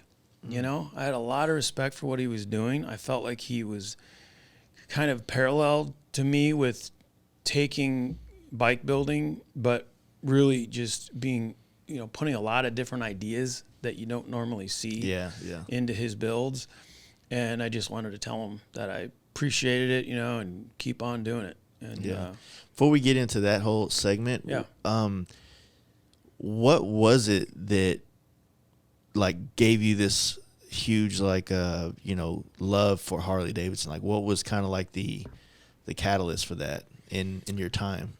When I was in school at Hawkeye, doing the 2-year art program, I was dating a girl that was lived near Dubuque, and it was she's a great family, really great girl. And I went back to her place, and she said, "We're going to go to the dragon boat races. You want to go?" I said, "Yeah, that sounds good. Right on the Mississippi." It sounded like a good time. She said, "Okay, some friends of mine are going to come with us, good timers." And this guy shows up on an amazing shovelhead chopper, like just perfect. This guy was meticulous. Yeah. And I was so enthralled. And I remember when I was a kid, really young, laying in bed and you hear that shovel head with the straight pipes going off into the distance. It was just music, I loved that sound. And so to meet this guy, his name was Shammy. Hell yeah. Yeah, and because he was just always washing his bike. Very stereotypical, but yeah, it was just this glimpse of, what I kind of had in my head as like this biker lifestyle was like right in front of me. Nicest guy, and we hit it off, and off we go, and we're driving, following the shovel head through the hills of Dubuque, on the highway up and down, and he took the back roads, and it was just a gorgeous day. And just watching that bike go around those corners, man, and listening to the engine and the way he would upshift and downshift, that's what did it for me. It was like, this is way more than a motorcycle. This is your story is doing it for me right now. Oh man, it was just like it was just that moment where I don't know how and I don't know when, but I am gonna be that person on that bike, and I want to experience that. I want to ride that ride. And I knew, excuse the sirens. We're by the fire station. Yeah. But that was really what did it for me. And so then, to see different bikes throughout, the years, that chopper was so well done and carefully put together that to me that was hard to beat that. it was that vision stuck in my head. Like I want to create that someday. Oh, that's awesome. So when you finally got your first Harley, it was just kind of like a complete immersion into the culture. Yeah, and it was also a stepping stone. Like I knew that well, first of all, that bike was, it was really my only option. I did have a 73 shovel head Ultra. I mean, it was loaded, all the bags and like spare windshields and all that. And, and it's in this guy's garage, covered in dust, and, it was like $7,000, and I just had to be honest with myself that I was not the guy that had a ton of tools and a ton of experience and a ton of knowledge. Yeah. And I wanted to enjoy the ride. Yeah. And I wasn't ready to start that. That would come later. I'll learn about these bikes and all that later. Right now I just want to ride. So I went with the Evo Sporty. Yeah, that's a good having a little bit of perspective and not chasing like the ultimate goal and realizing you want to fall in love with motorcycling on your own first. It'll help shape the kind of bikes that you want to have. But, leading into Daytona and Billy Lane, and this is like 2002 or 2003, I guess now at this point, right? I for some reason I think that, the 100th anniversary is 03. Would have been 03. So yeah, I think so it's probably come into that. Yep. At this time, like I said, I didn't jump in to Biker Build Off, Monster Garage, and all this until late 03. Because my first day on the job in the custom paint shop was January 04, right? So was he already like, at this point, I believe I know the answer to the question. He was already on TV building these choppers, things like that, doing things. Billy? Yeah, because Motorcycle Mania had already taken place. No. So Motorcycle Mania was, I think the first one had come out. I remember I talked about my buddy Heath. I remember being at his place watching that, and both of us were just, we're falling apart. Dude, we're like, man, to be in that place, to experience it as passionate motorcyclists, to have something kind of like for the first time about this scene or culture that you're a part of, just blasted on TV like that. Yeah. To me, like that would have been as amazing as watching someone go to the moon almost. It was. It was better for me because it related in so many ways. I mean, the way that they produced that show, they did such a good job down to following, the finger on the pinstripe tape as, they're laying the flames out, and spraying, and they just did such a good job that, I mean, it affected so many people. I mean, it ultimately affected me, yeah. Yeah, and so that I'm pretty sure that had already kind of been, put out there to the world, like this is something that people do, And Jesse was so good at it, and he has such a style and a swagger about the way he does things that, he's fun to watch, he's fun to listen to. And it was the magazines that I would go pick up were pretty much all of them. I mean, I had Easy Riders coming to my house and Iron Horse and all that, but it was the Iron Horse magazines and seeing Billy in those. Okay. That was, I love Jesse's builds. They're out of my range. Like I could never, when I look at his stuff, it's phenomenal. It gets my juices flowing, but I still see an $80,000 price tag. Yeah. Well, I think every different type of builder is going to resonate with a different type of person. Right. It is art and it's subjective, right? It's like we're all going to be drawn to things that our upbringing makes us more drawn to this, essentially. Yep. Like who we are as our core. Some of us will gravitate towards this and that. Because originally I was gravitating to Billy Lane. I remember in January of 2004, I went to stay at my dad's house because this was like right before I went to go work at this paint shop. And on the counter, he had an Easy Rider. And I couldn't remember. And my dad was never into motorcycles. He was into titties. So he bought any magazine that came out that had titties in it. So he'd have a Playboy and an Easy Rider and whatever. And I'm at his house, and I went down there to paint a car. Like, I was into import cars. I was painting a car for this guy, and this book was in it. And it was a hubless bike, right? Yep. And like I said, I can't remember if it was like January or December or it was a couple months old. I can't remember that far. But I remember seeing that bike and going, what the fuck? Like, this is strange. But it's badass. Yeah. And then you look in and just all the little trinkets that he would like almost repurpose into the build. Yeah. And then 2 weeks later, I get that opportunity to go start sanding at this bike shop, right? And then I'm like immersed in this world that I just saw in a magazine and is blowing up on TV. And like, I'm in the fucking, like the nucleus of it in Dallas. Right. And so like immediately I was hooked. And my boss at the time was he had a tattoo on the side of his head. He was everything that like I grew up thinking that you can't be this way and be successful. Yeah.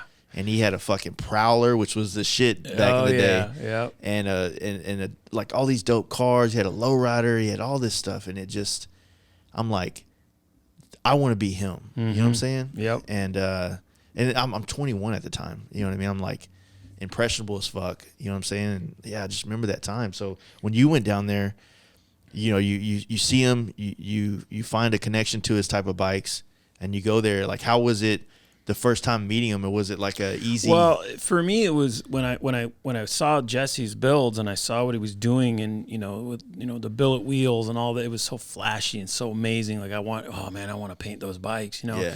But when I'm at home looking at Iron Horse and just studying Billy's, cutting the stuff up, and that stuff was before I met him. I thought, that takes me back to that chamois shovel head chopper. It was more, the stuff on it was old, and the stuff on it was used and repurposed and creative, and the way Billy would form things and used the Peterbilt logos and the sink handles and those types of things resonated with me, and I just became that to me is what made his stuff so unique. And I don't know, I was drawn to that. Like you said, I was drawn to that a lot more. Yeah. And so when I went down there, I was more so just wanting to say, hey man, I love your stuff. Like, what you're doing is so unique and different. This is like a thought, but I wonder, because when you think about some of the guys in that era that were mainly doing more of the vintage, what we call vintage choppers now, they kind of lent themselves more to those knuckles, pans, shovels kind of thing. And, so like you would put Billy Lane and you'd put Indian Larry in that same kind of category. And then they've become like these legends of our motorcycle culture and industry, right? And there was so many badass bikes that were built in that era, but some of them were more modern, more billet. And some of the guys transcended that, like Jesse, and his bikes were definitely more of that billet and kind of whatnot. And there's, Ness always was, kind of, psychedelic is a good way to put it, like metal fab psychedelics. But badass bikes, right? But it seemed like Billy's, Indian Larry's, like they almost had this other soul to it. Yeah.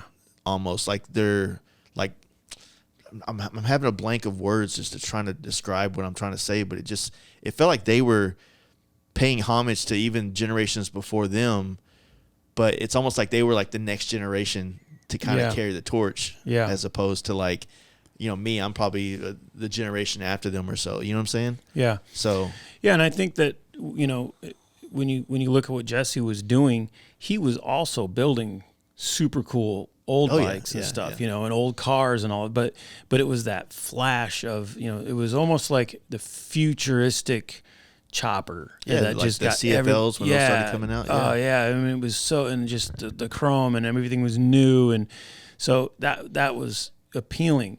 I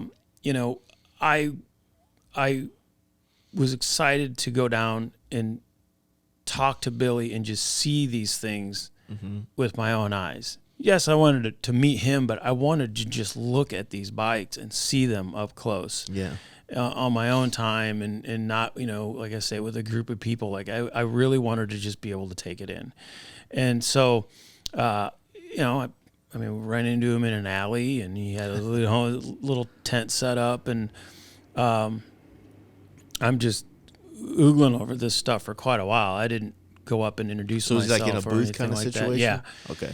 Yeah, and so it was nice. It was nice. I was able to just really look at how he had done certain things. Some of it is even hidden. You couldn't really tell how this would even attach to the bike, but because he's a brilliant engineer. But yeah, we met and we talked, and I remember him saying after we had talked for a while, he said, "You must be an artist," and I said, "Yeah." I said, "Actually, I don't know if I consider myself an artist, but I'm an airbrush artist, and I paint, And he said, "You paint bikes?" I said, "Yeah, I paint bikes." He said, "Do you have any pictures of your stuff?" And I said, "Yeah, I got some pictures of my stuff." And it was before we could just pull out our phones, Yeah. So he's looking through the pictures, and he said, "God, everything in here is so good, but it's all on stock motorcycles." And I said, "I'm from Iowa, man. We're just a little bit behind everybody else. There's not a lot of guys like you doing this stuff where I'm from." And he said, "We should get together sometime on a project." And I said, "I'd love to. I love your stuff." So we talked about some of the styles that we liked, and there was some similarities there. We both liked the the pinups and Gil Elfgren and the Vargas style stuff, and I think I teased him a little bit because he had this beautiful bike. Vargas, that's like the coupe and all that. Or no, that's not. That's no, it's. I know I've heard this before, but I'm drawing a blank in the Vargas. Yeah, it's in a book over here. Oh, okay, yeah. But not important. My bad. But I teased him and I said, you go through all this work and then you're putting a sticker, you shouldn't be putting stickers on there, And he said, can you paint that on there? And I said, absolutely, I could paint that on there. Mm-hmm. So I think that might have been what stuck with him, because then, as I had a great time, on my own, running around, doing what I want to do, riding and enjoying the weather, since it was so cold and miserable here. Yeah. And I came back home and kind of went back to it. And God, I don't even think it was a month or two later, he called me up and said, "Hey, I got a bike here that 100 people want to paint." And he said, "But I want you to do it if you're up for it." And I said, "Yeah, what do you got?" And he said, "I'm building a chopper. It's a rigid, and I want to call it Misbehaving, and I want to do, pinups on it. And I think you'd be, perfect for it if you want to do it." And I said, "Yeah, I'd love to." And he said, "Well, here's the catch. You have to come here to do it, because we're going to be filmed." Mm-hmm. And I said, "Okay, what's the filming about?" And he said, "Well, I'm not quite sure yet, but it's for the Discovery Channel." Yeah. And I said, "Okay." And then he said, "These are the dates." And, we talked about some logistics, and that was about it. I had a lot of shit going on at the time. I was painting a lot of stuff, and I had to wrap some things up, call some customers and say, "Hey, I got to go out of town for a little bit. I'll be back." And I took off and drove down there. And wow. Yeah. I mean, the great thing is, like, people can actually, from this point on, go and watch that episode and whatnot. But when you're driving down there and you know that you're about to do something that's going to be on TV, like, what was going through your head? Like, did you ever, like, focus on maybe what the opportunities of that might come? Or was it more? Yeah, it's a long drive, So, I was excited about the opportunity, but my main focus was, I am now at a point where Underground Art Studios is going to have to move out of my little basement house, and so I was more thinking about growth, and it's time to do some thinking. What do I want to do with my studio? What do I want for space? What am I going to need to make this work and have an environment that's where I can bring in more and do more, because I had a feeling that it was going to be a lot more motorcycle related stuff that was going to come if this came. And I guess part of me, even like when I got that big mural job to do the 100th anniversary, it wasn't real till it was done, you know? Yeah. I didn't let myself get all worked up like, oh man, this is going to be, you know, a huge paycheck, or man, everybody's going to see this. And, you know, it was more, I just kind of did it for me. Focus on the work first. Focus on, you know, I wanted to be happy with it. I knew if I was happy with it, then, you know, you know, the client will be happy with it. Mm-hmm. So there was a little bit of that where I didn't want to think about what was going to happen, but I knew that, you know, it was going to be, it was going to be a big deal if it was on TV. What would that look like? You know? So, but I had a pretty good idea of what I wanted to do, but I drove like 24 hours straight through, got a hotel, slept for a couple hours. My phone rang. They said, hey, you know, camera crew's here. We're filming. This is where we're at. Went in immediately. My cameras were rolling. Walked in the door. They were throwing around some ideas, and I said, you know, this is what I would do. And they said, okay, that sounds good. Let's do it. And then I met Joe Richardson, which was has done a lot of paint work for Billy. And he just said, you know, you guys want to work together? And I said, absolutely, that'd be great, which was great because then I knew that I wasn't going to have to be doing the body work and all that stuff. I was just going to focus on the art. So it was really cool. It was really, really, it was great. Joe was a great guy. And and also kind of made it easier to kind of have a place to do this type of stuff, right? Yeah. I mean, I guess the airbrush can be done in his shop, and I can't remember if you did it in his shop. I did. Okay, yeah. So that's more like modular. You can put it in different places and do your thing. Yeah, but it was cool when we, you know, and then it was, you know, I think for me, the TV stuff, whatever, I can take it or leave it. I'm not really much of a TV personality. I don't, I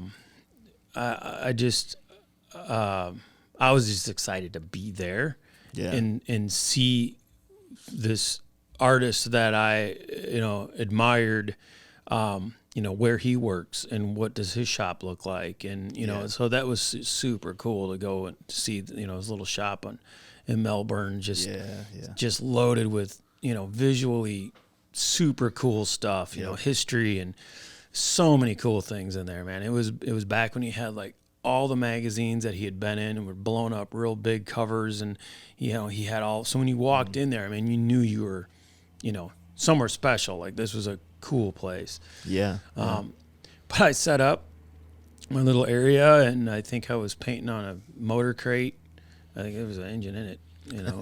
I think it was an engine going in misbehaving, but I set everything up, and, you know, they're filming, and I get ready to start painting, and they were wrapping things up, and it was strange. I thought, you know, I'm coming off like the Monster Garage, or I'm sorry, the first Motorcycle Mania where they, you know, they had filmed, filmed all that stuff that was so cool. And I said, you guys, I'm going to be painting, you know, airbrushing here in a minute, you know, and they're like, yeah, we'll be back, you know, we'll film more later type of thing.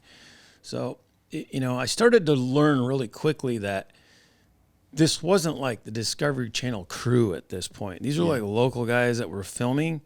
And, you know, after, you know, discussing with Billy, you know, and trying to figure out what was really going on, I don't think they knew. I think that Motorcycle Mania was extremely successful. Motorcycle Mania was fun for Jesse, but Jesse had the Discovery Channel in the palm of his hand. Yeah. Those episodes were the #1 watched special on the history of the Discovery Channel.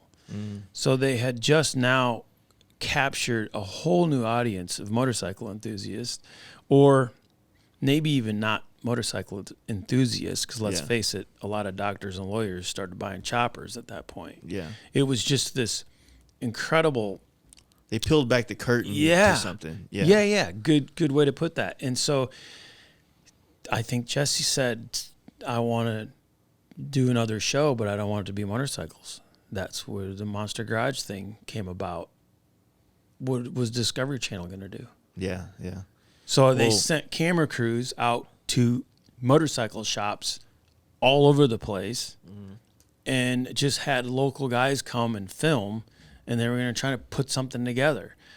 That's what I think. I think they created the idea like, okay, now let's have them go against each other, and then we'll ride it, because there's good stuff about Biker Build Off. I mean, they're epic shows. Absolutely. But yeah, when you talk about Motorcycle Mania, that's just a much more almost artistic peek into this world. And you know what's kind of surprising is I'm realizing this talking to you right now. It's amazing how much they've tried to recreate Biker Build Off, but not Motorcycle Mania. Right. You know what I mean? Well, Jesse was, he's his own personality. He can hold all that. How many other channels are there out there that reproduce and recreate these same concept shows all the time, but just leave behind that one? Like there's whole automotive channels that have 400 shows about someone finding a car in a barn and restoring it. Yeah. Right. And then every time they try to do the Biker Build Off thing, it's the same concept, and the people involved are not motorcycle people, so they don't understand what to shoot or how to shoot it.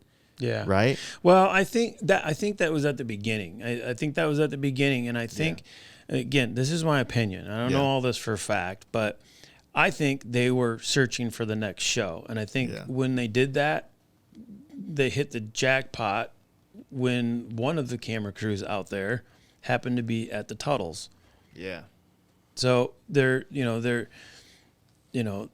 it worked in that they needed to go out and find some other people that were doing cool motorcycle stuff. And, I think Billy was an excellent example. He, good old down home, guy with super creative ideas, and, But he also had the image for TV. Yeah, right? and he has the image for TV, and he's also extremely interesting. I mean, he's so funny and fun to, he's a movie buff, music buff. He's just an interesting guy. When you would see like him or Larry or some certain other ones, you felt like these guys weren't acting. You know what I mean? Exactly. Yeah. And that's where the authentic, like I said, going back to maybe not just the type of bikes that they were more, I guess, known for building, but the authenticity of who they were in motorcycles, right? It felt like, you walk in their shops and it feels like there's sentimental shit everywhere, right? Yeah. And that's one of the things I love about traveling and doing this podcast is that you get to go be in someone's environment, right? Yeah. And you can tell the ones that are here for money and the ones that are like, no, this is my life. Yeah. You know what I mean? Yep. And I think that bleeds over from an Indian Larry, which I never got to meet him or even see his shop while he was alive, right? But I've been to the block party, which is probably a recreation or whatnot of what it was like to be there. You know what I'm saying? But yeah, his shop was cool. It was quaint. Yeah. And it was, it was just, like you said, like things that were memorable or, meaningful. He had a big throne and, it was cool. And Paul, working with Paul Cox being in that environment, I went to Brooklyn. Larry wasn't there when I went, but Paul was there. We were able to, to chat and like look around. It was a brief stay. I went there for the Thanksgiving Day parade, so I was just kind of like, if I do one thing, and I'm here. I need one thing. Yeah, I want to go hit that shop up. Yeah, but we're like motorcyclists or builders or painters. We're the only ones that like will keep a chain because this one gave us such a hard time on the road one time. Yeah, this chain. Man, back in fucking, 93, we were going to Sturgis and it fucking broke 3 times and I still have the match link right here. It's like, why won't you we're hoarders for the experiences that come with these machines, right? Yeah, I'm guilty of that. I am for too, sure. Yep. 100%. So yeah, that's fucking awesome, man. Like you took the chance this mural opened the doors for so many things to happen. That's awesome. Yep. Yeah, it was a big job, and it was enough for someone like me that you're just, you're living like job to job, and you're just trying to keep things paid, and I don't like debt, and all that's real scary, and so just to have something where you submerge yourself that much, where all you do is work for that amount of time. I don't know, it was like 2 months, and I was so disconnected from my family and the world and friends and all that for that moment in time. I wasn't ready to go back to normal yet. Yeah. It's a great example of how don't be afraid to ask. Don't be afraid to go out and seek out stuff you're interested in, because that's what led.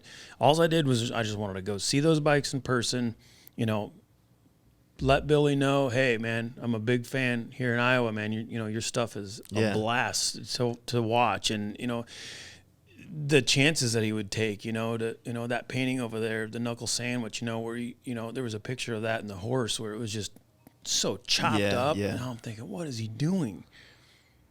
It was cool. It was really cool bike. I didn't like how he painted it in the end, but I think I told him that. But I always wasn't a fan of the gold, and probably because I fell in love with it when it was in progress, where it was just rusty and just it was so cool looking. It just looked like it's something I'd never seen before.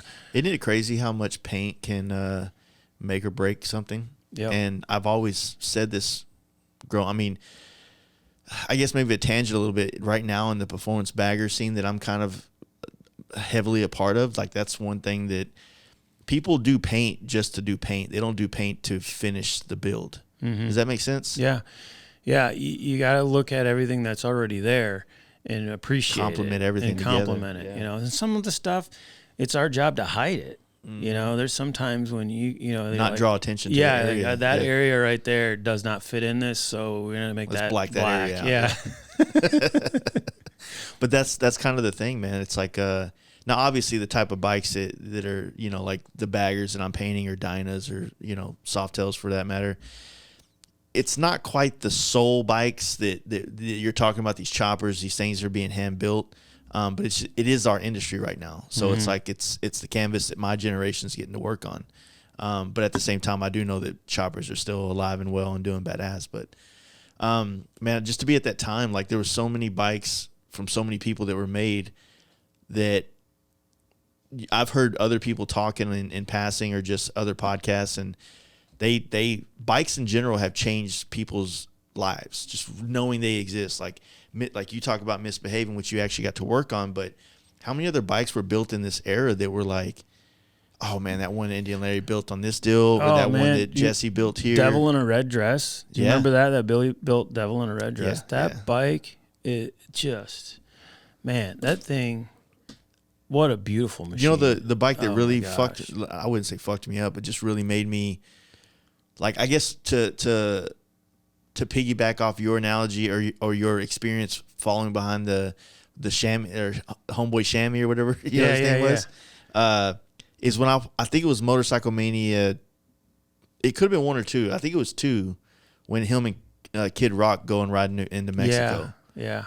And Kid Rock's orange bike with the real fire on it. And obviously I was a huge Mike Learn fan. Yeah. Not Mike Learn, Mike Lavallee. Fan. And that was like I came into the airbrushing era when everybody was trying to learn how to do real fire. And then, Jesse James had the flamed out truck that Mike Lavallee did. And so it was like, for me, it was like almost like a education watching these things. Mm-hmm. You know what I'm saying? So, but I think I might have gone over and to Jesse's booth at that point in time and saw some of that too, like his truck and whatnot. I didn't meet Jesse at that point, but I did see him at a restaurant with a woman. But I wasn't gonna bother him. Yeah. But no, it was to step into Billy's world, and he was super gracious. It was like, I mean, I got to see a lot of things that he was working on at the time, things that he was like unsure of still. Like, I started building this, and I'm not sure, but I'm gonna try. And he was developing a lot of things too. Yeah. But we can't talk about that moment without bringing up that hubless bike. Yeah. Because when I saw that for the first time, and that gas tank that Jesse built that gas tank for Billy. Oh, he did? Okay. Yeah, and it was like a gift or something. But I mean, looking in that thing, it was resin, and there's like a tattoo gun in there, and cards and dice, and it was like, to me, it was like this eye-opening, okay, anything goes, man. Like this tank it held fuel, but it was a work of art, it was just amazing. And so I think what was great about the hubless bike was that Billy had done so much work with the engineering to make that all work, that to have that tank go on that bike made the whole bike versus just this bike with an incredibly kick-ass rear. You know what I mean? It elevated the whole thing. It wasn't like a party trick in the back of the bike. It was still a whole thought out, built bike. Yeah. You just brought something up that kind of just popped in my head. And of course I can't attest to this. I'm just assuming. It feels like when you watch the old Motorcycle Mania, it feels like, Jesse James has on Indian Larry with him, and then like early biker build off, it seemed like there was so many guys that were just legit friends. Like they were the kind of guys that would go to Easy Rider show, set up a booth, and then they would go party together afterwards, right? Yeah. Not competition, not fuck you over there, you stole my idea.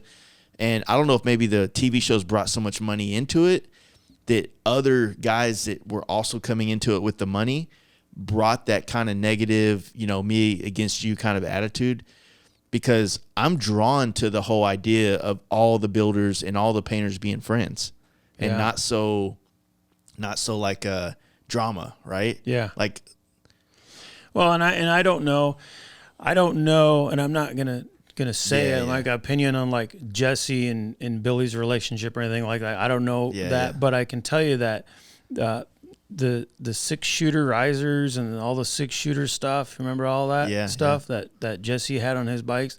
Billy made those. Yeah. So Billy gifted Jesse those 6-shooters. So, that was that's just super cool. And then the tank from Jesse and like those, that's to me like that's awesome. I mean, I'm looking at it from a very different perspective than you got to experience it. But I just feel like, man, like I want to bring that back to the industry that now I'm a part of. Mm-hmm. You know what I mean?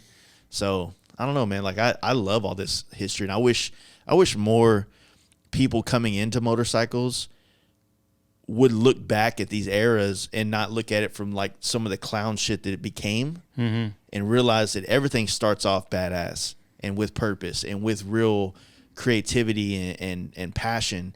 And it's always the clowns that fuck it up. But they're going to be drawn to the things that are cool, and these guys made shit cool. Yeah, there's a lot of people that are fans of like Indian Larry, for example, that, it's his bikes they're great. They're solid. And he built stuff that was, hammer through, the Brooklyn and New York and and he didn't want his stuff to break or break down, so he never really made anything that was so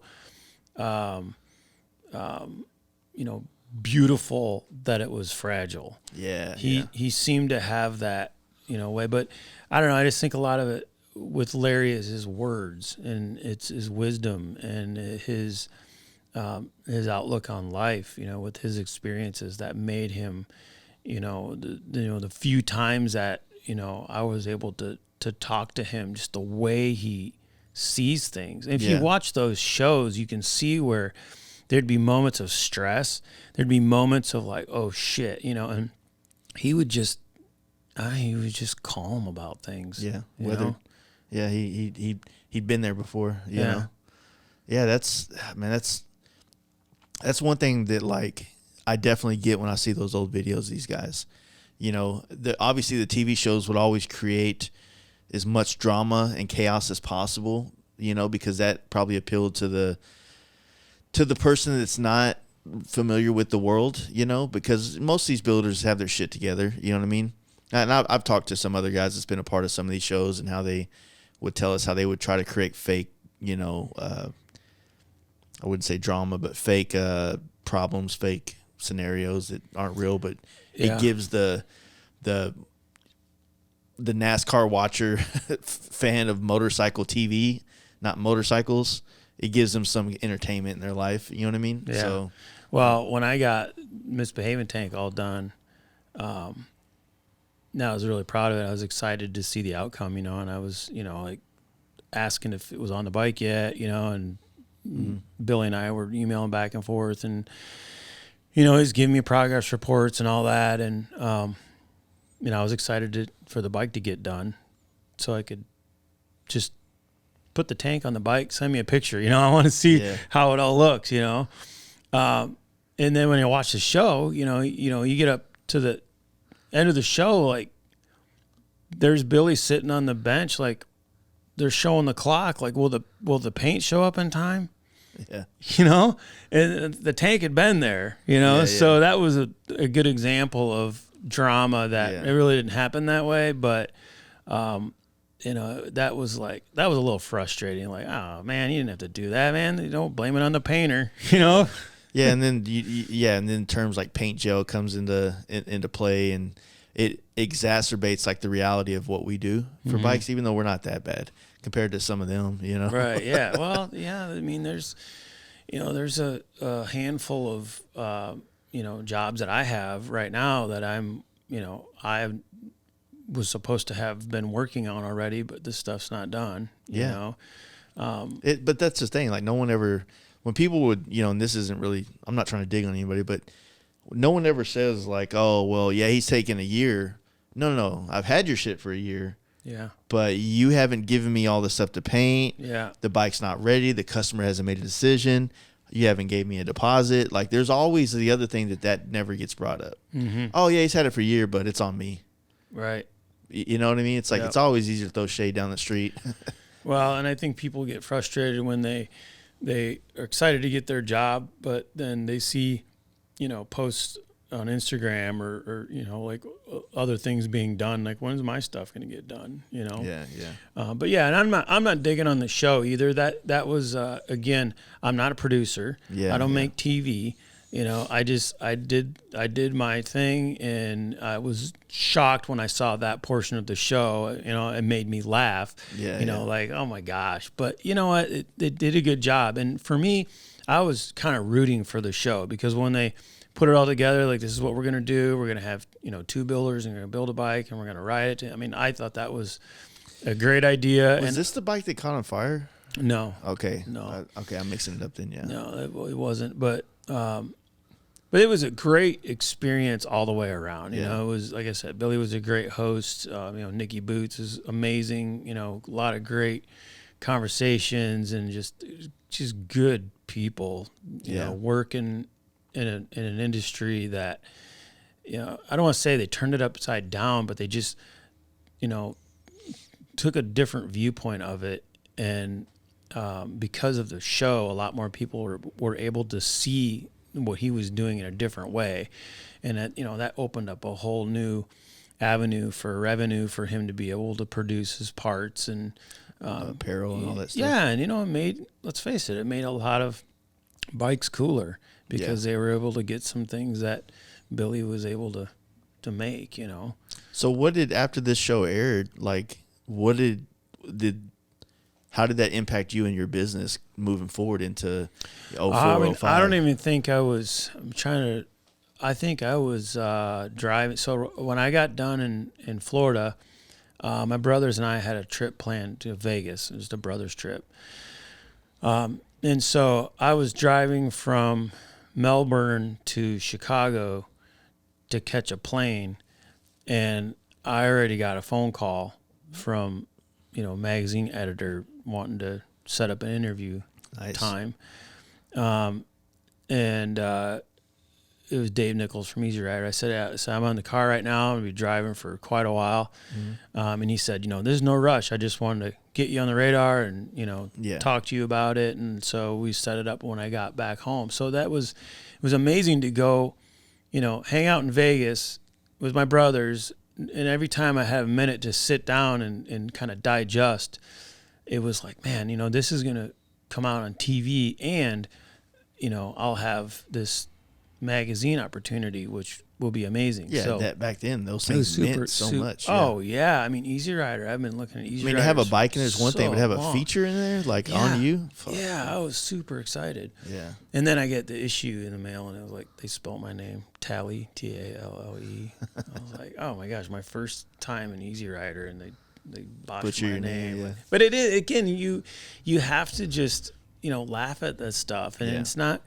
it's nothing other than just people doing their jobs and doing the best they can, and we all make mistakes. It's not a big deal. How much do you think it would, like, do you not feel like sometimes it would be better if in our industry now we still had magazines that kind of,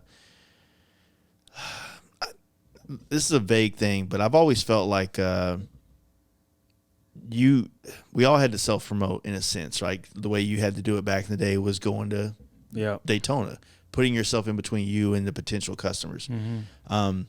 But the magazines and the TV shows and everybody kind of coming around and trying to exploit this for content in their place, right? Made it to where you didn't have to do as much self-promotion. Like some other companies would validate you. Does that make sense? Like when Easy Rider does a feature on you, like we have custom painter, so-and-so in here, that validates you as a custom painter to the rest of the world. Yep. And so to get back to your question, that's exactly what happened. You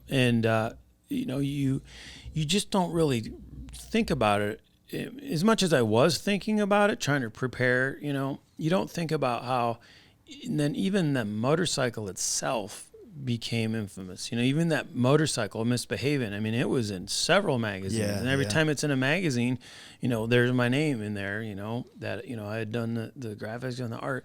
So it was, it was great. And I've done work that has been out there in magazines, through other builders, as well. And I mean, since then, quite a few, but at that time it was kind of the pinnacle, like Easy Riders and so when I talked to Dave, then they did. I mean, it was amazing, and they did a huge spread on Underground Art Studios. It was really just wowing to sit and read it and think about where I started and where I'm going and. So what it also did, though, and I'm thinking about some other conversations we had last night, but I'm not going to go into details, but like we all, in every time, like there was guys that were loud in that time, in the biker build-off era, that were loud in promotion, but not quite, they didn't have the skills to back up how loud they were, right? Right, yeah. And we have that too now on Instagram, yeah. But we don't have that third-party validation of like someone going, you know what? This dude is a legit builder, a legit painter, like someone else to stand up and speak for you, right? Mm-hmm. And even though it all sounds kind of like we need, to be stroked off or we need something like that to validate us, it's just like I never wanted to call myself an artist. I felt like that was a title that other people give you. I feel the same way, yeah. And so, but now there's no other people to give us that, other than our customers, obviously. But there's no magazine coming out going like, we want to have new and up and coming artists in our magazine, or in our TV show, or in our thing. So it's like, that's kind of what I want to try to do through this podcast, is to have a way to kind of give people like, I want to call you an artist on my podcast. You know what I'm saying? To let everybody else know, like, yo, this is a fucking artist. He inspires a lot of people. He makes great. You know what I mean? Yeah. The platform is so much more in depth. It's so much more in depth. And even in the magazines, the article on Easy Rider was awesome. And there's only so many pictures you can put in there, and it was amazing what it did for me. I mean, it really was. But to be able to sit down and just talk, you get a pretty good idea of the person. And so I think it's an excellent avenue for that, to be able to learn more about a person and their personality and what they're like, how they approach their work. Yep. The seriousness level. I look back on that time, and I mean, I just found a space for underground, a bigger space. I still needed a lot of work, but my phone just blew going. up. It just blew up, and I was able to kind of pick and choose, some of the jobs that I wanted to do.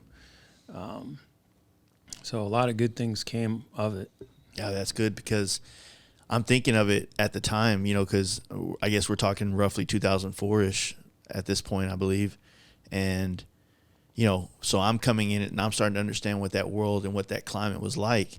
And even at the end of 2004, when I had to start doing a little bit of self-promotion for myself in my own I was in a shed, a little 10 by 10 shed behind my buddy's house. And I remember what it was like. And I just remember telling my girlfriend at the time, I was like, look, I'm going to be at every bike night this year. Every Thursday, I don't give a shit if it's your birthday or not. I'm at every bike night, because that's my only connection to get in front of a customer. I didn't have the money to go get a booth at a rally. Yep. I didn't have the skill either. But these guys at bike night, I could be their friend. They'd like me. They'd give me an opportunity. Yes. And then come full circle. I did that for a long time. Yeah. I'd set up at the open house at the local dealership, and they were so generous to say, hey, come on out, and I'd sit up and I'd live paint, I'd sit and paint, whatever I was working on. I did that for quite a while. Yeah, I'd do a canvas, pick like a cool old knucklehead, black and white picture or something, and I'd paint it up, and a lot of times I'd sell it before it was even done with it. So that's cool, man. But yeah, I just, thinking about that time frame, and just how things have changed. And I mean, essentially we're all magazine editors now, and we're all, video editors. Like we're wearing so many other hats nowadays that, I guess I'm a little jaded, because I've been in conversations with some of the old guys, the grandfathers of our industry, and they've kind of, not maliciously, but they would say things like, you guys got social media now. You don't know what it was like back then. And I'm like, oh, you just had to show up to an event and the world exploited you. Right. It was harder to get to the event, but then that magazine found out who you were because of a bike you built. And next thing you know, you're on the cover of 4 magazines. And then, Hugh King's calling you up because he wants to put you on a biker build off. Like that's harder than being Hugh King and Dave Nichols and yourself. You know what I mean? So it's like it is easier now that we have a platform to go promote ourselves through, but now it's like the cream of the crop rises. The people that do a better job of promoting themselves get more. Well, the way I see it is you open up your Instagram feed, and there's hundreds of thousands, where back then there was, you had a handful of magazines that people got. So they would, they only had so many options to go. And, how many guys, I mean, I tend to relate to these builders, these guys that are just doing it on their own. I mean, yes, I work with a lot of industry's greatest, builders, and I'm grateful for that. But I really also can say, and I relate to the guys that are just looking for that inspiration, and they go to the magazine and flip it open and say, oh man, I love these flames. I love the way they did this. And I mean, back then, here in Iowa, people weren't going to go to California or ship their stuff to California to get a flame job done. So they'd come and say, can you do something kind of like this? Where now there's so many options, it's almost overwhelming. You open your phone up and there's just so many options. Well, I'll give you kind of an analogy to kind of talk about this as well. And it's a basketball one, so sorry if I lose people on this, but back in the early 90s, you had the dream team, right, for the Olympics. Yeah. So you had Jordan, Magic, Bird, this amazing team. And they go around the world. First time NBA players ever did the Olympics. They go around the world and they just destroy every country. But they bought the biggest stars in basketball to every country. And then 10 years later, Dream Team doesn't win the Olympics anymore. These kids are grown up and they busted their ass because they were exposed to this. Yeah. So in what I think is those TV shows and those early magazines, for at least my generation, inspired us to go down this path. And so you get just spawns one guy inspired 50 guys. And so that's why it's such a big industry now, or big scene. I don't know if it's an industry, but now there's hundreds of painters, there's hundreds of builders, there's there's hundreds of all that stuff, right? And so I feel like because of those shows, it showed me where I didn't know this stuff was taking place in Dallas, that it exists. Yeah. You know what I'm saying? Yeah. And same thing for you, and it just kind of explodes and becomes this worldwide thing now.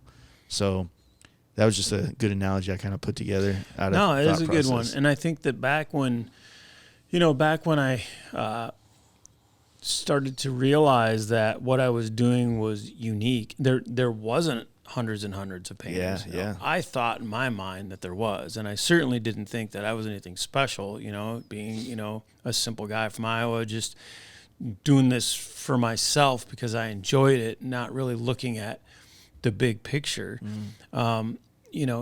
It's interesting to think about the path that I chose. I could have probably packed up and, headed off and found a bike shop. And did it that way, yeah. Yeah, and said, hey, you guys do a lot of big magazine stuff. I'd like to, be on staff and be a painter, I had a couple opportunities when people called, and at that point I was kind of Area beyond 5150, that. Dino's. Yeah, exactly. Yeah, I got those calls too. And I was like, yeah. Fuck? Right. Not that good. Well, I remember when, I won't say the name, but they called and they were like, they wanted me to do, X amount of paint jobs or X amount of dollars. And I just, I said, no, I'll do one a month, for more money. I'm not really looking to do production stuff. Yeah. Well, you know what? You just kind of I think just talking to you, kind of what I was saying a while ago about how my generation has got to wear these hats. But I guess to be fair, your generation essentially had to kind of lay the foundation for what I'm building mine off of. So in a sense, I get the complexity in that. So kind of recanting some of my statements, even though I want to hold on to some of them, but I do feel, just simply through this conversation, that a lot of this, it was a lot more people that exploited you, but there wasn't 100 of you. So you kind of had to pave the way for this to be a thing. You know what I mean? So thank you.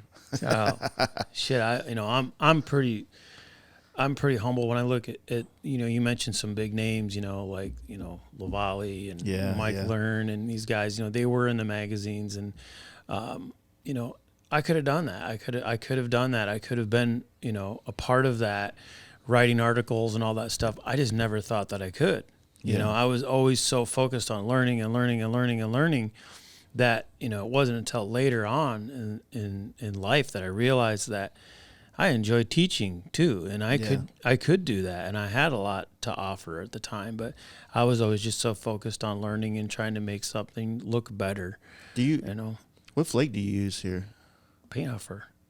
Are you absolutely? You're a sponsored artist, aren't you? Yeah. I love that stuff. Yeah, Brian would definitely do a class with you if you wanted to get into that stuff. So. Yeah, it's been talked about a little bit, and I don't know if it's that that I'm in Iowa or what it is. Logistics, I'm also kind of I'm a little reserved too with my kiddos and I really want to be. Well, you got the space here, and he would host it here. If, that I mean, once you get this place dialed in, this would be a perfect place. For people to come and learn from you and absorb your environment. Because that's the one thing about teaching that I found that I would enjoy more is if I was learning from you in your environment, how you operate, how you set your workspace up, everything. Yeah, I would love that. Yeah. I would enjoy that. I would. And it's people can't just dive into it and be a custom painter tomorrow and have pay all your bills. It's just, it doesn't work that way. You have to get into it and start doing it. And I don't know how many people you've seen even that you come across an artist and they're using their iPad and they're creating these images and you're like, oh my gosh, this person's talented, they're incredibly talented, and you just follow them and you watch them put out grow home run after home run after home run, and then boom, they're doing stuff for Harley Davidson or Born Free, and it's their stuff's in Dice magazine or whatever. So it's possible for anybody. You just have to keep your time time. There's a math equation in there somewhere, but I'm not good at math. But time times this, and Right, equals, and everybody lives differently too. True. Like we talked. Well, I always go back to the 10,000 hour thing. The quicker you can put 10,000 hours into your craft, the quicker you're going to be in those places of confidence and quality and skill. And I apply that with everything. So, photography is like my biggest passion right now artistically. And I just feel like, well, I need to take, 100,000 photos, like 100,000 photos of good things that I'm maybe not proud of, but trying. Yeah. You know what I mean? Yeah. And then eventually all that 100,000 photos of trying becomes second nature. And I've been doing it like solid for 3 years now, and I've probably only taken like 30,000 photos. So you just think like, it takes time. I speak about the way I speak about my paint. I speak of it as someone that's been doing it for 20 years as a custom painter, and then add another 5 years as just a shop hand, sanding, polishing, buffing, spraying. So I have my 10,000 hours in that world, what I'm saying? Yeah. And the same for you. It's like, but I guess like being here in your shop, man, what I love the most is just like these cutouts, these canvases, all these other artistic avenues that you go down. Like,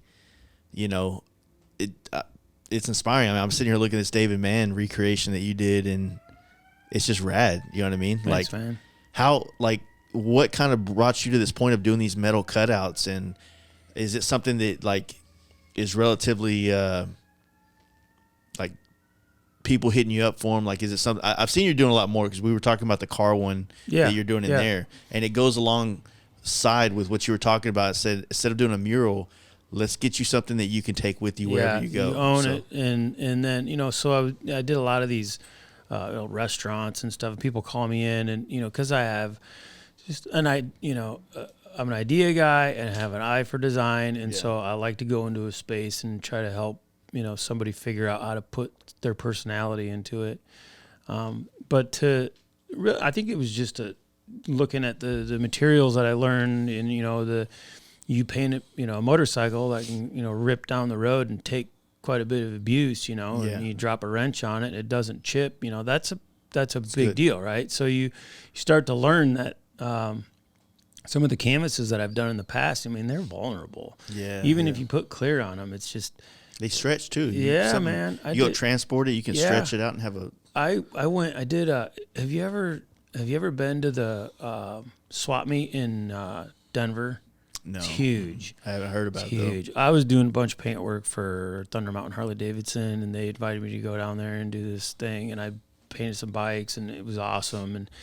And they said, hey, we're gonna get you a booth, man. You can come set up like next to us, so that you're like, it was like I was gonna be like their featured, guest or whatever. So I thought, all right, cool. So I did this big canvas piece, and I'm standing there working on it, and just almost like blocking everything else out. There's a lot of people there. It was packed, and I was just enjoying what I was doing. And I was painting it all up, pretty much photorealistic style, And I had a guy come and ask if it was for sale, and I said, "Yeah, it's for sale." And he said, he asked how much, and we started to talk price, and I said. And he said, do you do any work for any galleries? And I said, no, I really don't. I said, I understand the premises of it, where you go out and, you don't have to promote yourself. You just put your stuff in a gallery. The problem is, and the gallery takes, 50% of the work. And I think that's bullshit when you put so much time into something, And he was just quiet. And I said, let me guess, you own a gallery? And he said, yes, I own a gallery in Sedalia. And I said, no offense to that. I said, I've never gone down the gallery road. I've always done self-promotion. I've always worked on a commission basis, and that's what I like to do. And he said, I want to buy this piece. I don't care what it costs. So I said, I will not have it done here this weekend. This is something I was doing for myself. So, I still need to finish it up. So he said, no problem. Writes me out a check, hands me the check. I packed up when I was all done and drove back all the way back to Cedar Rapids. And when I got home, I'm unloading. The canvas was fucked up. I mean, it was rubbing on my easel a little bit. So, I mean, it was just that moment where you realize, like, man, this stuff is vulnerable, you know? It really is vulnerable. Yeah. You have to be so careful with it. So I repaired it. Everything was fine. But it became where I thought, what if I started to paint on, metal or aluminum? And so I started to play with that same idea, was put the art on it, but make it different materials. Yeah. Put it on something that'll last longer. And so, yeah, I even went down the road of, like, what if I just went completely out of the box and did something that I never have done before. And so I will get oftentimes called by some odd, unexpected shows to come and paint at them. And I try to say yes to a lot of those that are unique and different than what I'm used to. Yeah. And one of them was a garden show, and I did these big flower prints on metal. Nice. So I did like a series of those for a while, but that's really what kind of started it. And I thought, well, what if you just took the background out and, made it where you could see through, spokes or whatever. And that was really what started all that, was just an opportunity to, the first one I did was for the Michael Lichter show. And I did, Paul Weedman's Jane Doe. And I had a photograph that I took when it was at the Mama Tried show, and it was really cool, kind of a foreshadowing. And I blew it up and cut it out of aluminum and painted it all up.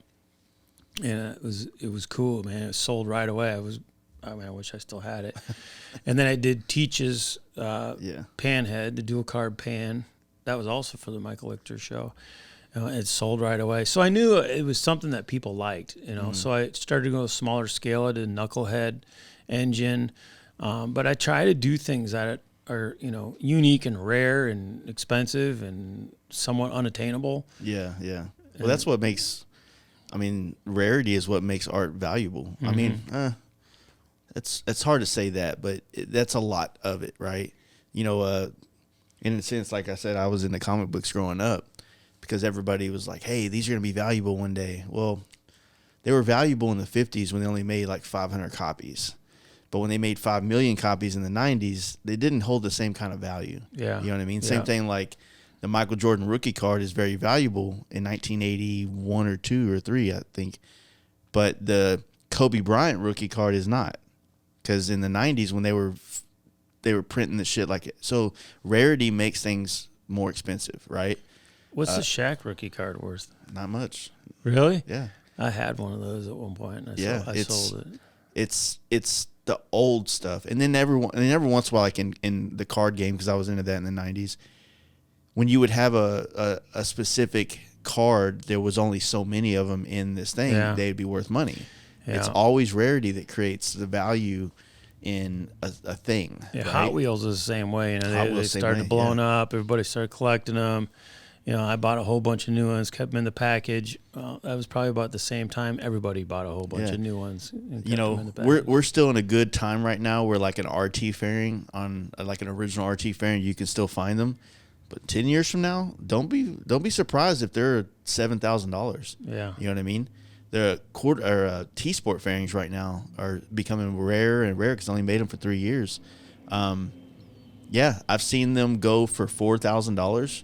Wow. For the triple tree and the fairing and everything, and people like go crazy. I was like, yeah, but think about it. They don't. They have repops everywhere, but everybody wants the original stuff, right? So it's the same thing on cars, right? It's all gonna, the rarer and less of them there are, then the more valuable they're gonna be. Knucklehead, same thing. Yeah, know? The cars today are so disposable, and it's insane. You spend a fortune on it. The paint on them is terrible, and they're so easy to dent and scratch. And cars are like this in this league of their own, because they're more of a necessity now than a culture or a lifestyle. Like, I don't feel like you buy a diesel truck right now to start going to the local diesel hangout. You know what I'm saying? Yeah. So it's like it's more of a purpose purchase or a necessity purchase than a passion purchase. That's why motorcycles always land in that category. Even though most of us would say motorcycles are a necessity, it's still, deemed or widely viewed as a luxury or a recreational type situation. So, and I mean, you don't see jet skis having the same kind of connection to people the way motorcycles do. No, there's smaller groups of people. Exactly. So, I mean, I don't know. There's a lot of that kind of stuff on the back end of things, but, also that's why like a lot of art only becomes valuable after the person's died, because there's not going to be another body of work coming out of that essentially dead body. Yeah, and you think, I've always wanted some of their work. Yeah. I should have got it. I should have bought it when I had the chance. Now you want to go buy it. And you want to go buy it, and so does everybody else. Mm-hmm. David Mann stuff, 100%. Yeah. It's like that. We were just talking about that one piece that you have that you did the Chopper Fest. Is that what it was for? Yeah. And it was the last painting that David Mann was doing, and he didn't finish it. And I just thought that was I saw that last night when I was doing a deep dive down your Instagram just to kind of fill in blanks of stuff I might want to talk to you about. And then I saw the reference photo in there. I was like, dude, you got to tell me this. And, it's just moving when you see it. Yeah. As an artist. As an artist, yeah. I have so many pieces I don't have done yet. It's just, and you want to be able to finish them all. It's reassuring to know that he painted till he died too. Yeah. As like somebody that, me, I probably have a little bit more of a capitalistic mindset to art sometimes that I shouldn't. So I always wonder, like, am I going to be painting still when I'm 70 years old? If I'm 70, you know what I mean? Yeah, so, I think that same thing, and I'm hoping that it is just in a different way. Yeah. More with a paintbrush and, not spraying all the chemicals. Yeah, and, exactly.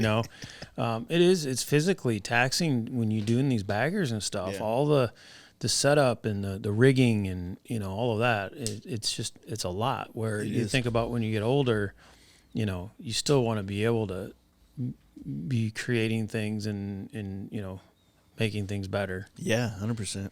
It's scary. Well, just all the different things, and we didn't really touch bases on a couple things I wanted to, but the good thing about this podcast, it's not like a one and done kind of thing. Like, we'll definitely have you on again and stuff, but that'd be honorable. Over the last probably 2 months, I've watched you through Instagram do this mural, and you gave me a lot of details about it last night that just kind of floored me, that lends itself to how I understand you're the creative, the thinker, the idea guy, you know what I mean? And what I liked about this mural, which,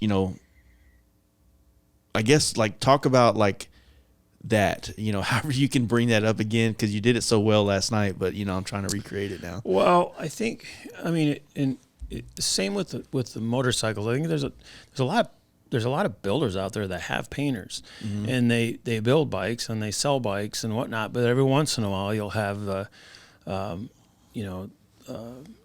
Jeff Cochran's going to do his solo bike, when he kind of branched off and got out, from underneath the Sucker Punch Sally stuff, kind of went out on his own. He did photography for a while, that was a big honor when he called and said, hey, I want to do this bike. I want you to, help me to design it. That was a really cool opportunity, and the paint job was very unique. Yeah. That wasn't an accident. There's a lot of time spent trial and error coming up with something that you just hadn't seen yet. Yeah. And so there's builders out there that do that. They'll call me and say, I'm doing something special. I'm doing, it's kind of like with Jesse with the camel bike, remember the Camel Roadhouse? Yeah. Tour? Yeah, a little bit. So yeah, when you get that opportunity, they want it to be elevated. And sometimes they'd say, I love my painter and all, but I want to do something special or different, So that's kind of the approach that I take to the jobs that I do. People will come to me and want to do a memorial to someone that's passed away. You know, it's heavy stuff. But when you give yourself time and grace and you listen and you talk to people, it usually comes out of them. Your ideas start to flow. So with this mural, the girls own Fix Salon. It's down the street. Super cool salon. I mean, they got a lot of good talent in there. good customer service. The place is very successful. They're doing really well. They have, put themselves in a great situation. They own the building. It's a cool old building. They've always wanted to do some sort of a mural and just make the outside of the building as cool as what's inside. Yeah. And so when they approached me about this and we started to talk about ideas, it was big. It's a lot of square footage. So we started to talk about what would be some of the content that would go on the mural. And they have a kind of long-standing little mascot, if you will. It's a jackalope. Mm-hmm. And I think that's because that shows uniqueness to be yourself, even if you're weird and you're a rabbit with antlers, So that needed to be on there somewhere. So we kind of started to talk about that. And the back side of the building faces the interstate, or we call it the 5-in-1. It's like the main 380 that goes through the city, but they elevated it up. So I wanted to be able to see it from there. So I did big, bold, black and white, somewhat of a optical illusion that kind of the twists and turns and spirals. And when we got to the other side, I knew it had to be something that people would enjoy to look at. And we were struggling trying to come up with, we almost had too many ideas, the girls were, they were going on, Pinterest, and, they were just pulling all kinds of things, I like these colors and I like this. And we didn't really have any content. Mm-hmm. And so as we started to move through the design, I decided I needed to start putting something down. I needed to have something, even if it was to show them that if you don't put anything, you might end up with something that doesn't mean anything. Mm-hmm. And so I put, a bunch of peacock feathers on there because they're colorful and they're nature. And it was an opportunity to do a quick little mock-up to show them, and they started to see like, okay, cool, we can do anything, we can do anything we want on this wall. But we don't want peacock feathers, Yeah. I had one area where I just did like a bunch of floating light bulbs, just to show like ideas over here. We can do light bulbs, but we can do whatever. And so that's when they really, their personalities, started coming out. Well, we're into, nature, and, we started to kind of play around with the next nature. And so, galaxies, and they said, how about a Medusa? And, the Medusa is cool because it also ties in with focus on the hair. Yep. And, uniqueness. And so when I started to draw up Medusas, they were just kind of they were cool, but they were, I don't know, they were kind of ugly, like I would put the most beautiful woman's face together, but it still was just these snakes, man. It was almost like it was overpowering. And so I needed something to balance that out a little bit. So I decided to have some sort of a cameo, who could show up in this mural that would give it a different vibe, mm-hmm. And I played around with, some superstars, and it was just still all kind of about them. But when I came up with Lucille Ball, there's something about this portrait that just worked. She's so comical in her career and creative, and I relate to her in a lot of ways. For one, my mother loved Lucy. We have Lucy on all the time, mm-hmm. and it was something that was just different. And that to me worked because it counterbalanced the snakes and the hair. And her hair is cool. I mean, Lucy has iconic hair. Yeah. So I think it was that was kind of the gel that put it all together. For me, that was something that I was excited to paint. And then, they kind of wanted earth, wind, and fire, feel to it. We didn't want to be real literal with that. So we just did kind of behind Lucy, we just did some fabric that's flowing, and, in the feel, one of them kind of has like earth, and one of them has, it's more like smoke almost for the wind. And then fire is just kind of the same kind of warm, fiery, colors. But it was an opportunity to take a solid brick wall and just give it some movement. Yeah. So we did just try to not overthink it all. Yeah, yeah. And less is more. And we put planets in there, and we put Lucy's hand in, like it's she's kind of putting her hand out to almost capture the planets. And yeah. So yeah, there just seemed like looking at it, like I think when I first saw you doing it, you were kind of just in the more like plotting it out phase on the wall, and then as you painted Lucy's face on, and I'm the worst, and I do this to people all the time. Like I'm good at seeing a picture and then not reading things. So I'm like, fuck, who is that? I know her. And then I was like, fuck, that's Lucy. And then of course you had it said in there. But no, it was just one of those things that like we were talking about this last night. She represents a lot to at least my generation and older, because a lot of us grew up with her coming on every night at 10 p.m. on TV. And then, of course, older generations like dealt with her more in a, like, she's a superstar at the time, right? But then there's a lot of younger generations that don't know anything about her, but the beauty is still the beauty. You know what I mean? yeah. So it's like I felt like, I think what we had said last night is like, it just wouldn't work with Kim Kardashian on there. You know what I mean? No, It wouldn't connect. No, and it's that might be the now, but this is going on a building that's lasted Old, a very very long time, and I've done murals here in the city that they've been up for decades. And I can still look at it and smile and say that it's good content. Yeah, It's still it's timeless. it's timeless, exactly. And I felt that's what happened when I went to the past, and instead of playing with some of the stuff that's going on around us now. I mean, we don't know. I mean, that'll change. Well, it's kind of like you don't want to glorify the now, because the now hasn't seen what the result is. Yeah. Right. Yeah. So if you glorify the achievements of someone like Lucy, it's kind of helping you go back and understand history, so it's not repetitive or repeated. Right, I couldn't say that word. And so if you glorify people right now, like a Kardashian, who is, obviously like loved in a lot of the world and hated by a lot of the world. So it's like a very polarizing thing, kind of like Trump, I guess you'd say. It's like those things bring out a different emotion in someone, as opposed to everybody loves Lucy, dude. Yeah. Everybody. So you see it with not polarization, not anger, but like a remembrance, or like a reminiscence of something of your childhood or past, or your family's childhood or past or whatever. And it's like it brings out a different emotion to see something like that.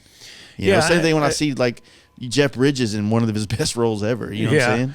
Yeah, and I think that people are we don't know everybody's struggles, and people struggle, and as they're trying to come up, or they're trying to be successful, or whatever it is that they're trying to do, you have struggles, and we don't always see those. Some of them are ugly. Yeah.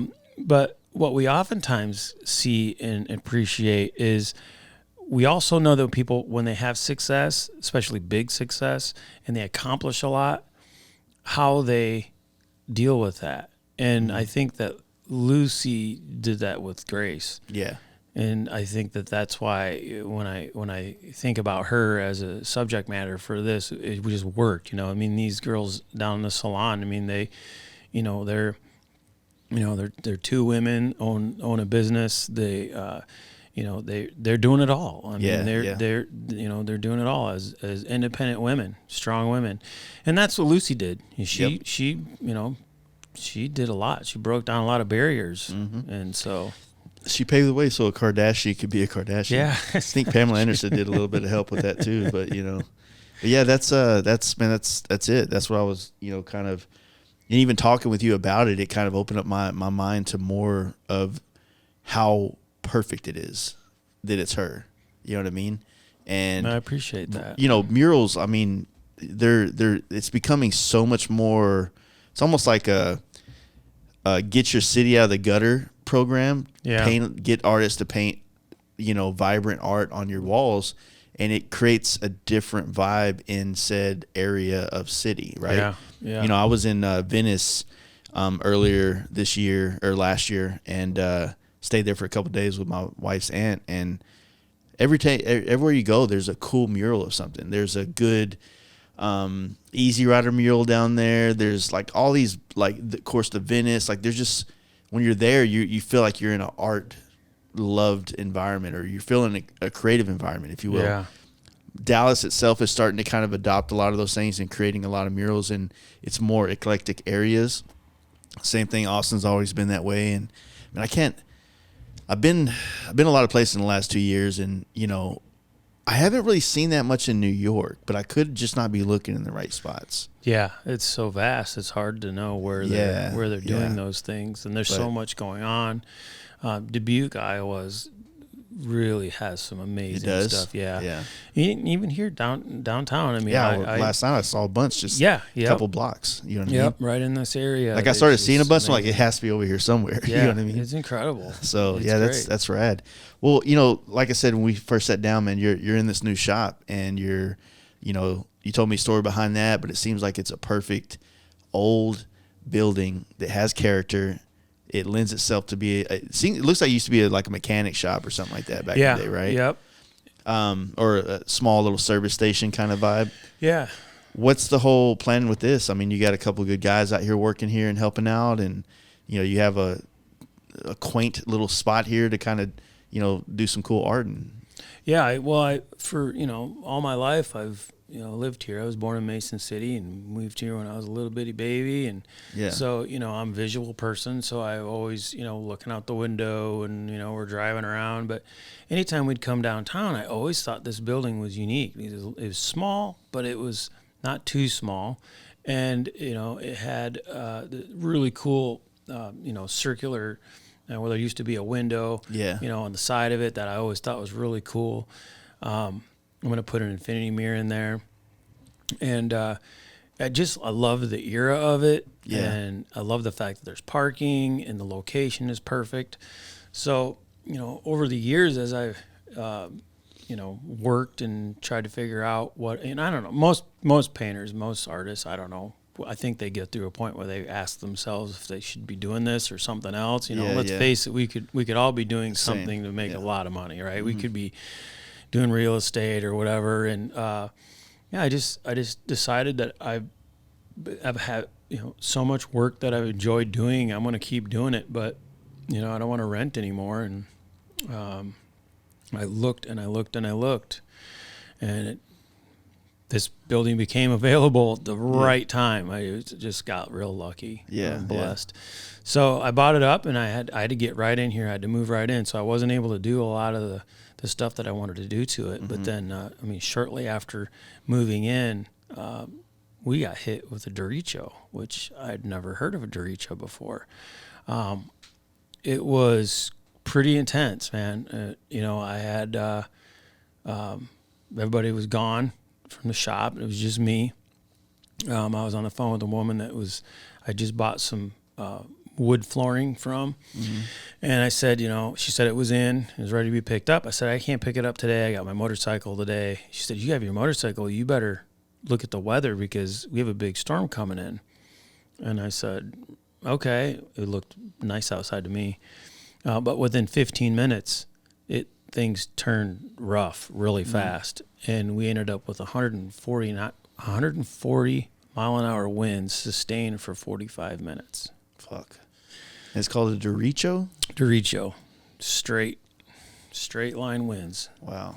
So it was crazy to go through it. I thought it was a tornado until, you know, you realize, I mean, it just lasted forever. Right. And, you know, the rain was, you know, hitting the street out there, and it was blowing up the hill. And I'm thinking, you know, what does that? You know, and then my sign, you know, disappears, and then the billboards out here disappear, and then I started to hear crumbling and rumbling, and so I got myself into a secure place underneath my desk in the office and started to get on the phone. You know, and everybody was in distress everywhere. I mean, my mom was in a car with my sister, and a tree fell in front of them, so they turned around and a tree fell there, and they were trapped, and, you know, my kids were all into the world. Yeah, it really was a bizarre experience to see things outside just falling apart. And the building behind me is second stories. It's all cinder block building. The second story was completely blown out into the street. Wow. So it was intense. What came along with that then was a tremendous amount of repairs on every house and building, commercial, whatever. It didn't matter. And so to try and get some contractors to come and work on the building became very, very difficult. Impossible, so almost, it just made the process longer. But the roof got pulled back, and I had some water damage. So I mean, I got a new roof put on, and new HVAC put in. But I'm to a point now where I'm feeling pretty good about it. New garage doors took two years to get new garage doors. For real? Damn. Yep. So pretty much, mostly it was roofing and garage doors, windows. Those are the things that became hard to get and hard to get people to come and do the work. So that's good. It's all starting to come together finally. But yeah, I mean, I was telling you last night this would be a dream spot for me for the different avenues that I have that I would want to do. Oh, listening to how you set up your life and your business and what you do in it, it is. And in the studio I had before this was all open. It was a 40 by 40 big open space. And this being compartmentalized a little bit, I wasn't sure how I was going to like it, but I'm finding that it's perfect. Yeah. It's perfect. There's a lot of opportunity here. Yeah, it is. It's good, man. I got a lot to figure out, man. I think I'm almost done being hood rich, which is basically me buying all the shit I couldn't afford when I was a kid. But yeah, I want to find a place, and it just like you said, like you don't necessarily want to rent a place like this and then spend ungodly amounts of money making it what you want, only to like maybe the neighborhood gets popular and then your landlord is like, yo, I can be getting $7,000 a month for this place instead of $2,000. So, well, and I like the amount of work that I had was always study, but doing a few of the biker build offs, and the magazine exposure started to hit, and then it became I was doing a lot of bikes that were getting in magazines, and became where that grew so fast that I just wasn't able to do what I wanted to do in my building. So I just got creative. I've always been one that will repurpose. Yeah. So, if we were to walk through the studio right now, I can point out just about everything in here other than my main equipment that I use is repurposed. Yeah. So, it's something that was junk, someone was throwing it away, and I'm using it for something. Yeah, you're even saying like this table that you built this. Yeah. And it's pretty rad. It's definitely got some use right now of what we're doing. Yeah, so. It's working. Sturdy. I haven't used it for a while. It's been pushed over in the corner, but I'm blessed to be where I'm at. I couldn't do it alone. I got a good group of guys that are super passionate about the art, and I've got Sydney Schlesselman is a painter. He works at a truck center doing semis and stuff all day. Yeah. He scurries down here after work, what do we got going on? And he puts a very careful eye on the details of, the finishes. Michael Lorner's, awesome at, body work, prep work, polishing, clear coat, base, flake.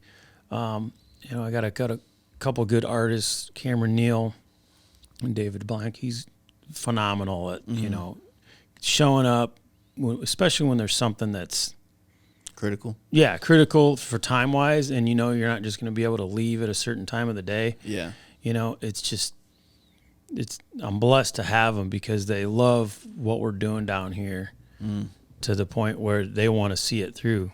They want to see the project. They take a little bit of ownership to it. They do, man. They love it. And they see the customers when they come and pick stuff up, and they're usually shaking their hands too.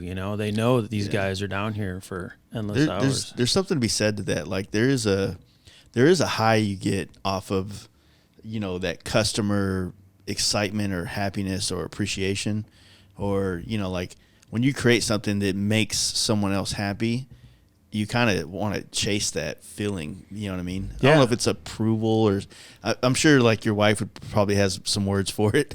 Yeah. that are a little bit more technical or whatnot, but it does kind of lend itself to make you want to do it again. Yeah. You know what I mean? Yeah, I think so. And I think the uniqueness, to have a restaurateur that's putting their pride and joy together, and you go in and you help them create something visually that just enhances. I'm not almost like an heirloom as well for that business and brand.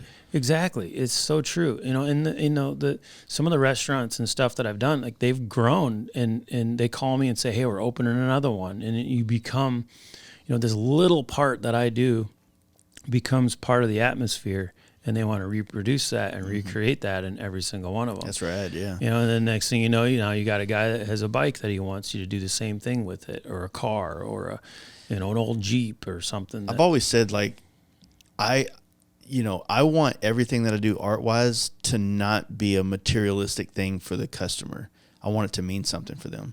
And so I think it also lends itself to where I have to make it mean something to myself first, right? Mm-hmm.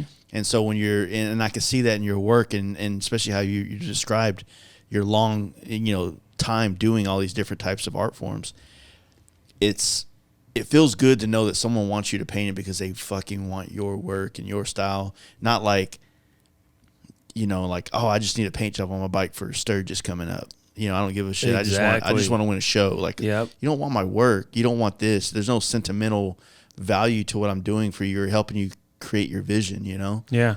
And also, once you get away from those kind of guys, you find people that value you, and then it makes you value yourself a little bit more, and then like things go up from there. You know what I'm saying? Yeah, and when they see your face when they come to pick it up, and they know that you're really proud of it, they want to respect that, and they take ownership in that, and they're now the curator of like, all right, I gotta protect this and take good care of it. And I'll have guys call me, oh my gosh, man, I got a scratch, and I'm sorry. Don't worry about it, man. Swing down here, we'll take a look at it and fix it up. Not a big deal. But it's meaningful for sure. Well, Scott, I think we've done it. We did. I think we're at 3 hours and some change now. Well, it went by fast, man. It does go by fast. And that's what conversations do. Like when you're talking about stuff, and especially things you're interested in, time flies. I mean, I have a habit of when I'm driving, I'll call a friend and get into a conversation, and bam, where'd that last 75 miles go? Yeah. You know what I mean? Yeah. So it definitely happens here too while you're in this, like, doing it. So, but no, man, I'm glad to make this happen. I'm actually really glad I took this trip because I've never been to Iowa before, and so far I'm in love with it. I feel like the towns, especially driving around here last night, I love that we're in the downtown area, and there's still like almost like mom and pop businesses here. Yes. It's like there's an upholstery shop, and there's like craftsmen here, and it's like in downtown Dallas, like it's corporate business, fucking like there ain't nothing mom and pop in that. I appreciate that you recognize that. Yeah. I do. And these people, they're all my friends. They're like these guys. The upholstery shop you mentioned. I got something that shows up, man. I need a forklift. No problem. Come get it. And vice versa. Yeah, it's a community. It's a neighborhood of good people, and I think that's really what drew me back to Cedar Rapids. When I went out to Florida, there was all kinds of people. Oh, you got to move down here. And chase the money again. Yeah, I don't. I'm good, man. It's the people. Yeah, I think what happens is guys like you venture out, and then you bring those experiences back here, and you reshape almost. Not reshape as in forgetting what it was, but add to the city and put your own generational mark on it to help it grow and become whatever it's going to be for the next generation to take over. Yeah. Make it a little bit better. Yeah. So I noticed that about this town. I noticed it about, a lot of small towns, because I'm not educated a lot in architecture to understand like, that's, I could probably name off a couple different styles, but I'm not that educated in it. But I appreciate looking at it, and I appreciate cities, and I appreciate how old they are that they're still standing. That's why I was like blown away when I was going through Kansas City and some of the particular areas. But here it's the same thing. Like I noticed those things. I'm like, man, like, how, I even think like how the fuck are they here? But I was like, oh, this isn't Dallas. Like this is Cedar Rapids. If I was in Dallas and I was driving through one of the more cool areas, kind of like this, man, like, it's insane. You know what I mean? And it's off-putting too, because now the outside neighborhoods are kind of like where you find a little bit more of that mom and pop. And the further out you get, the further you get to where now it's suburbs, and now those buildings have no they have no history behind them, because it's suburbia. It's like shopping center, and then 5 years later, everybody moves across the street to the new shopping center, and they hop, skip, and jump and create these like vacant places everywhere. You know what I'm saying? Yeah. Like here, the buildings have soul, and people don't leave. You know what I mean? Mm-hmm. Like they might get more expensive and they'll have to get out, but you know what I'm saying, right? Like, yeah, I do. And there's some bigger corporate stuff, and a lot of stuff too. It's moving out of downtown, and it's going to the outskirts where it's easier to get to and whatnot, and if you look real close, you will find vacancies down here, but I've noticed too that the city's putting out a lot of really, unique opportunities where they're, through grants or whatnot, they're inspiring people to start their own businesses, and then they're giving them startup, like free rent for a year or whatever. You can win these little packages where you can get help with your marketing or your, your logos or whatever.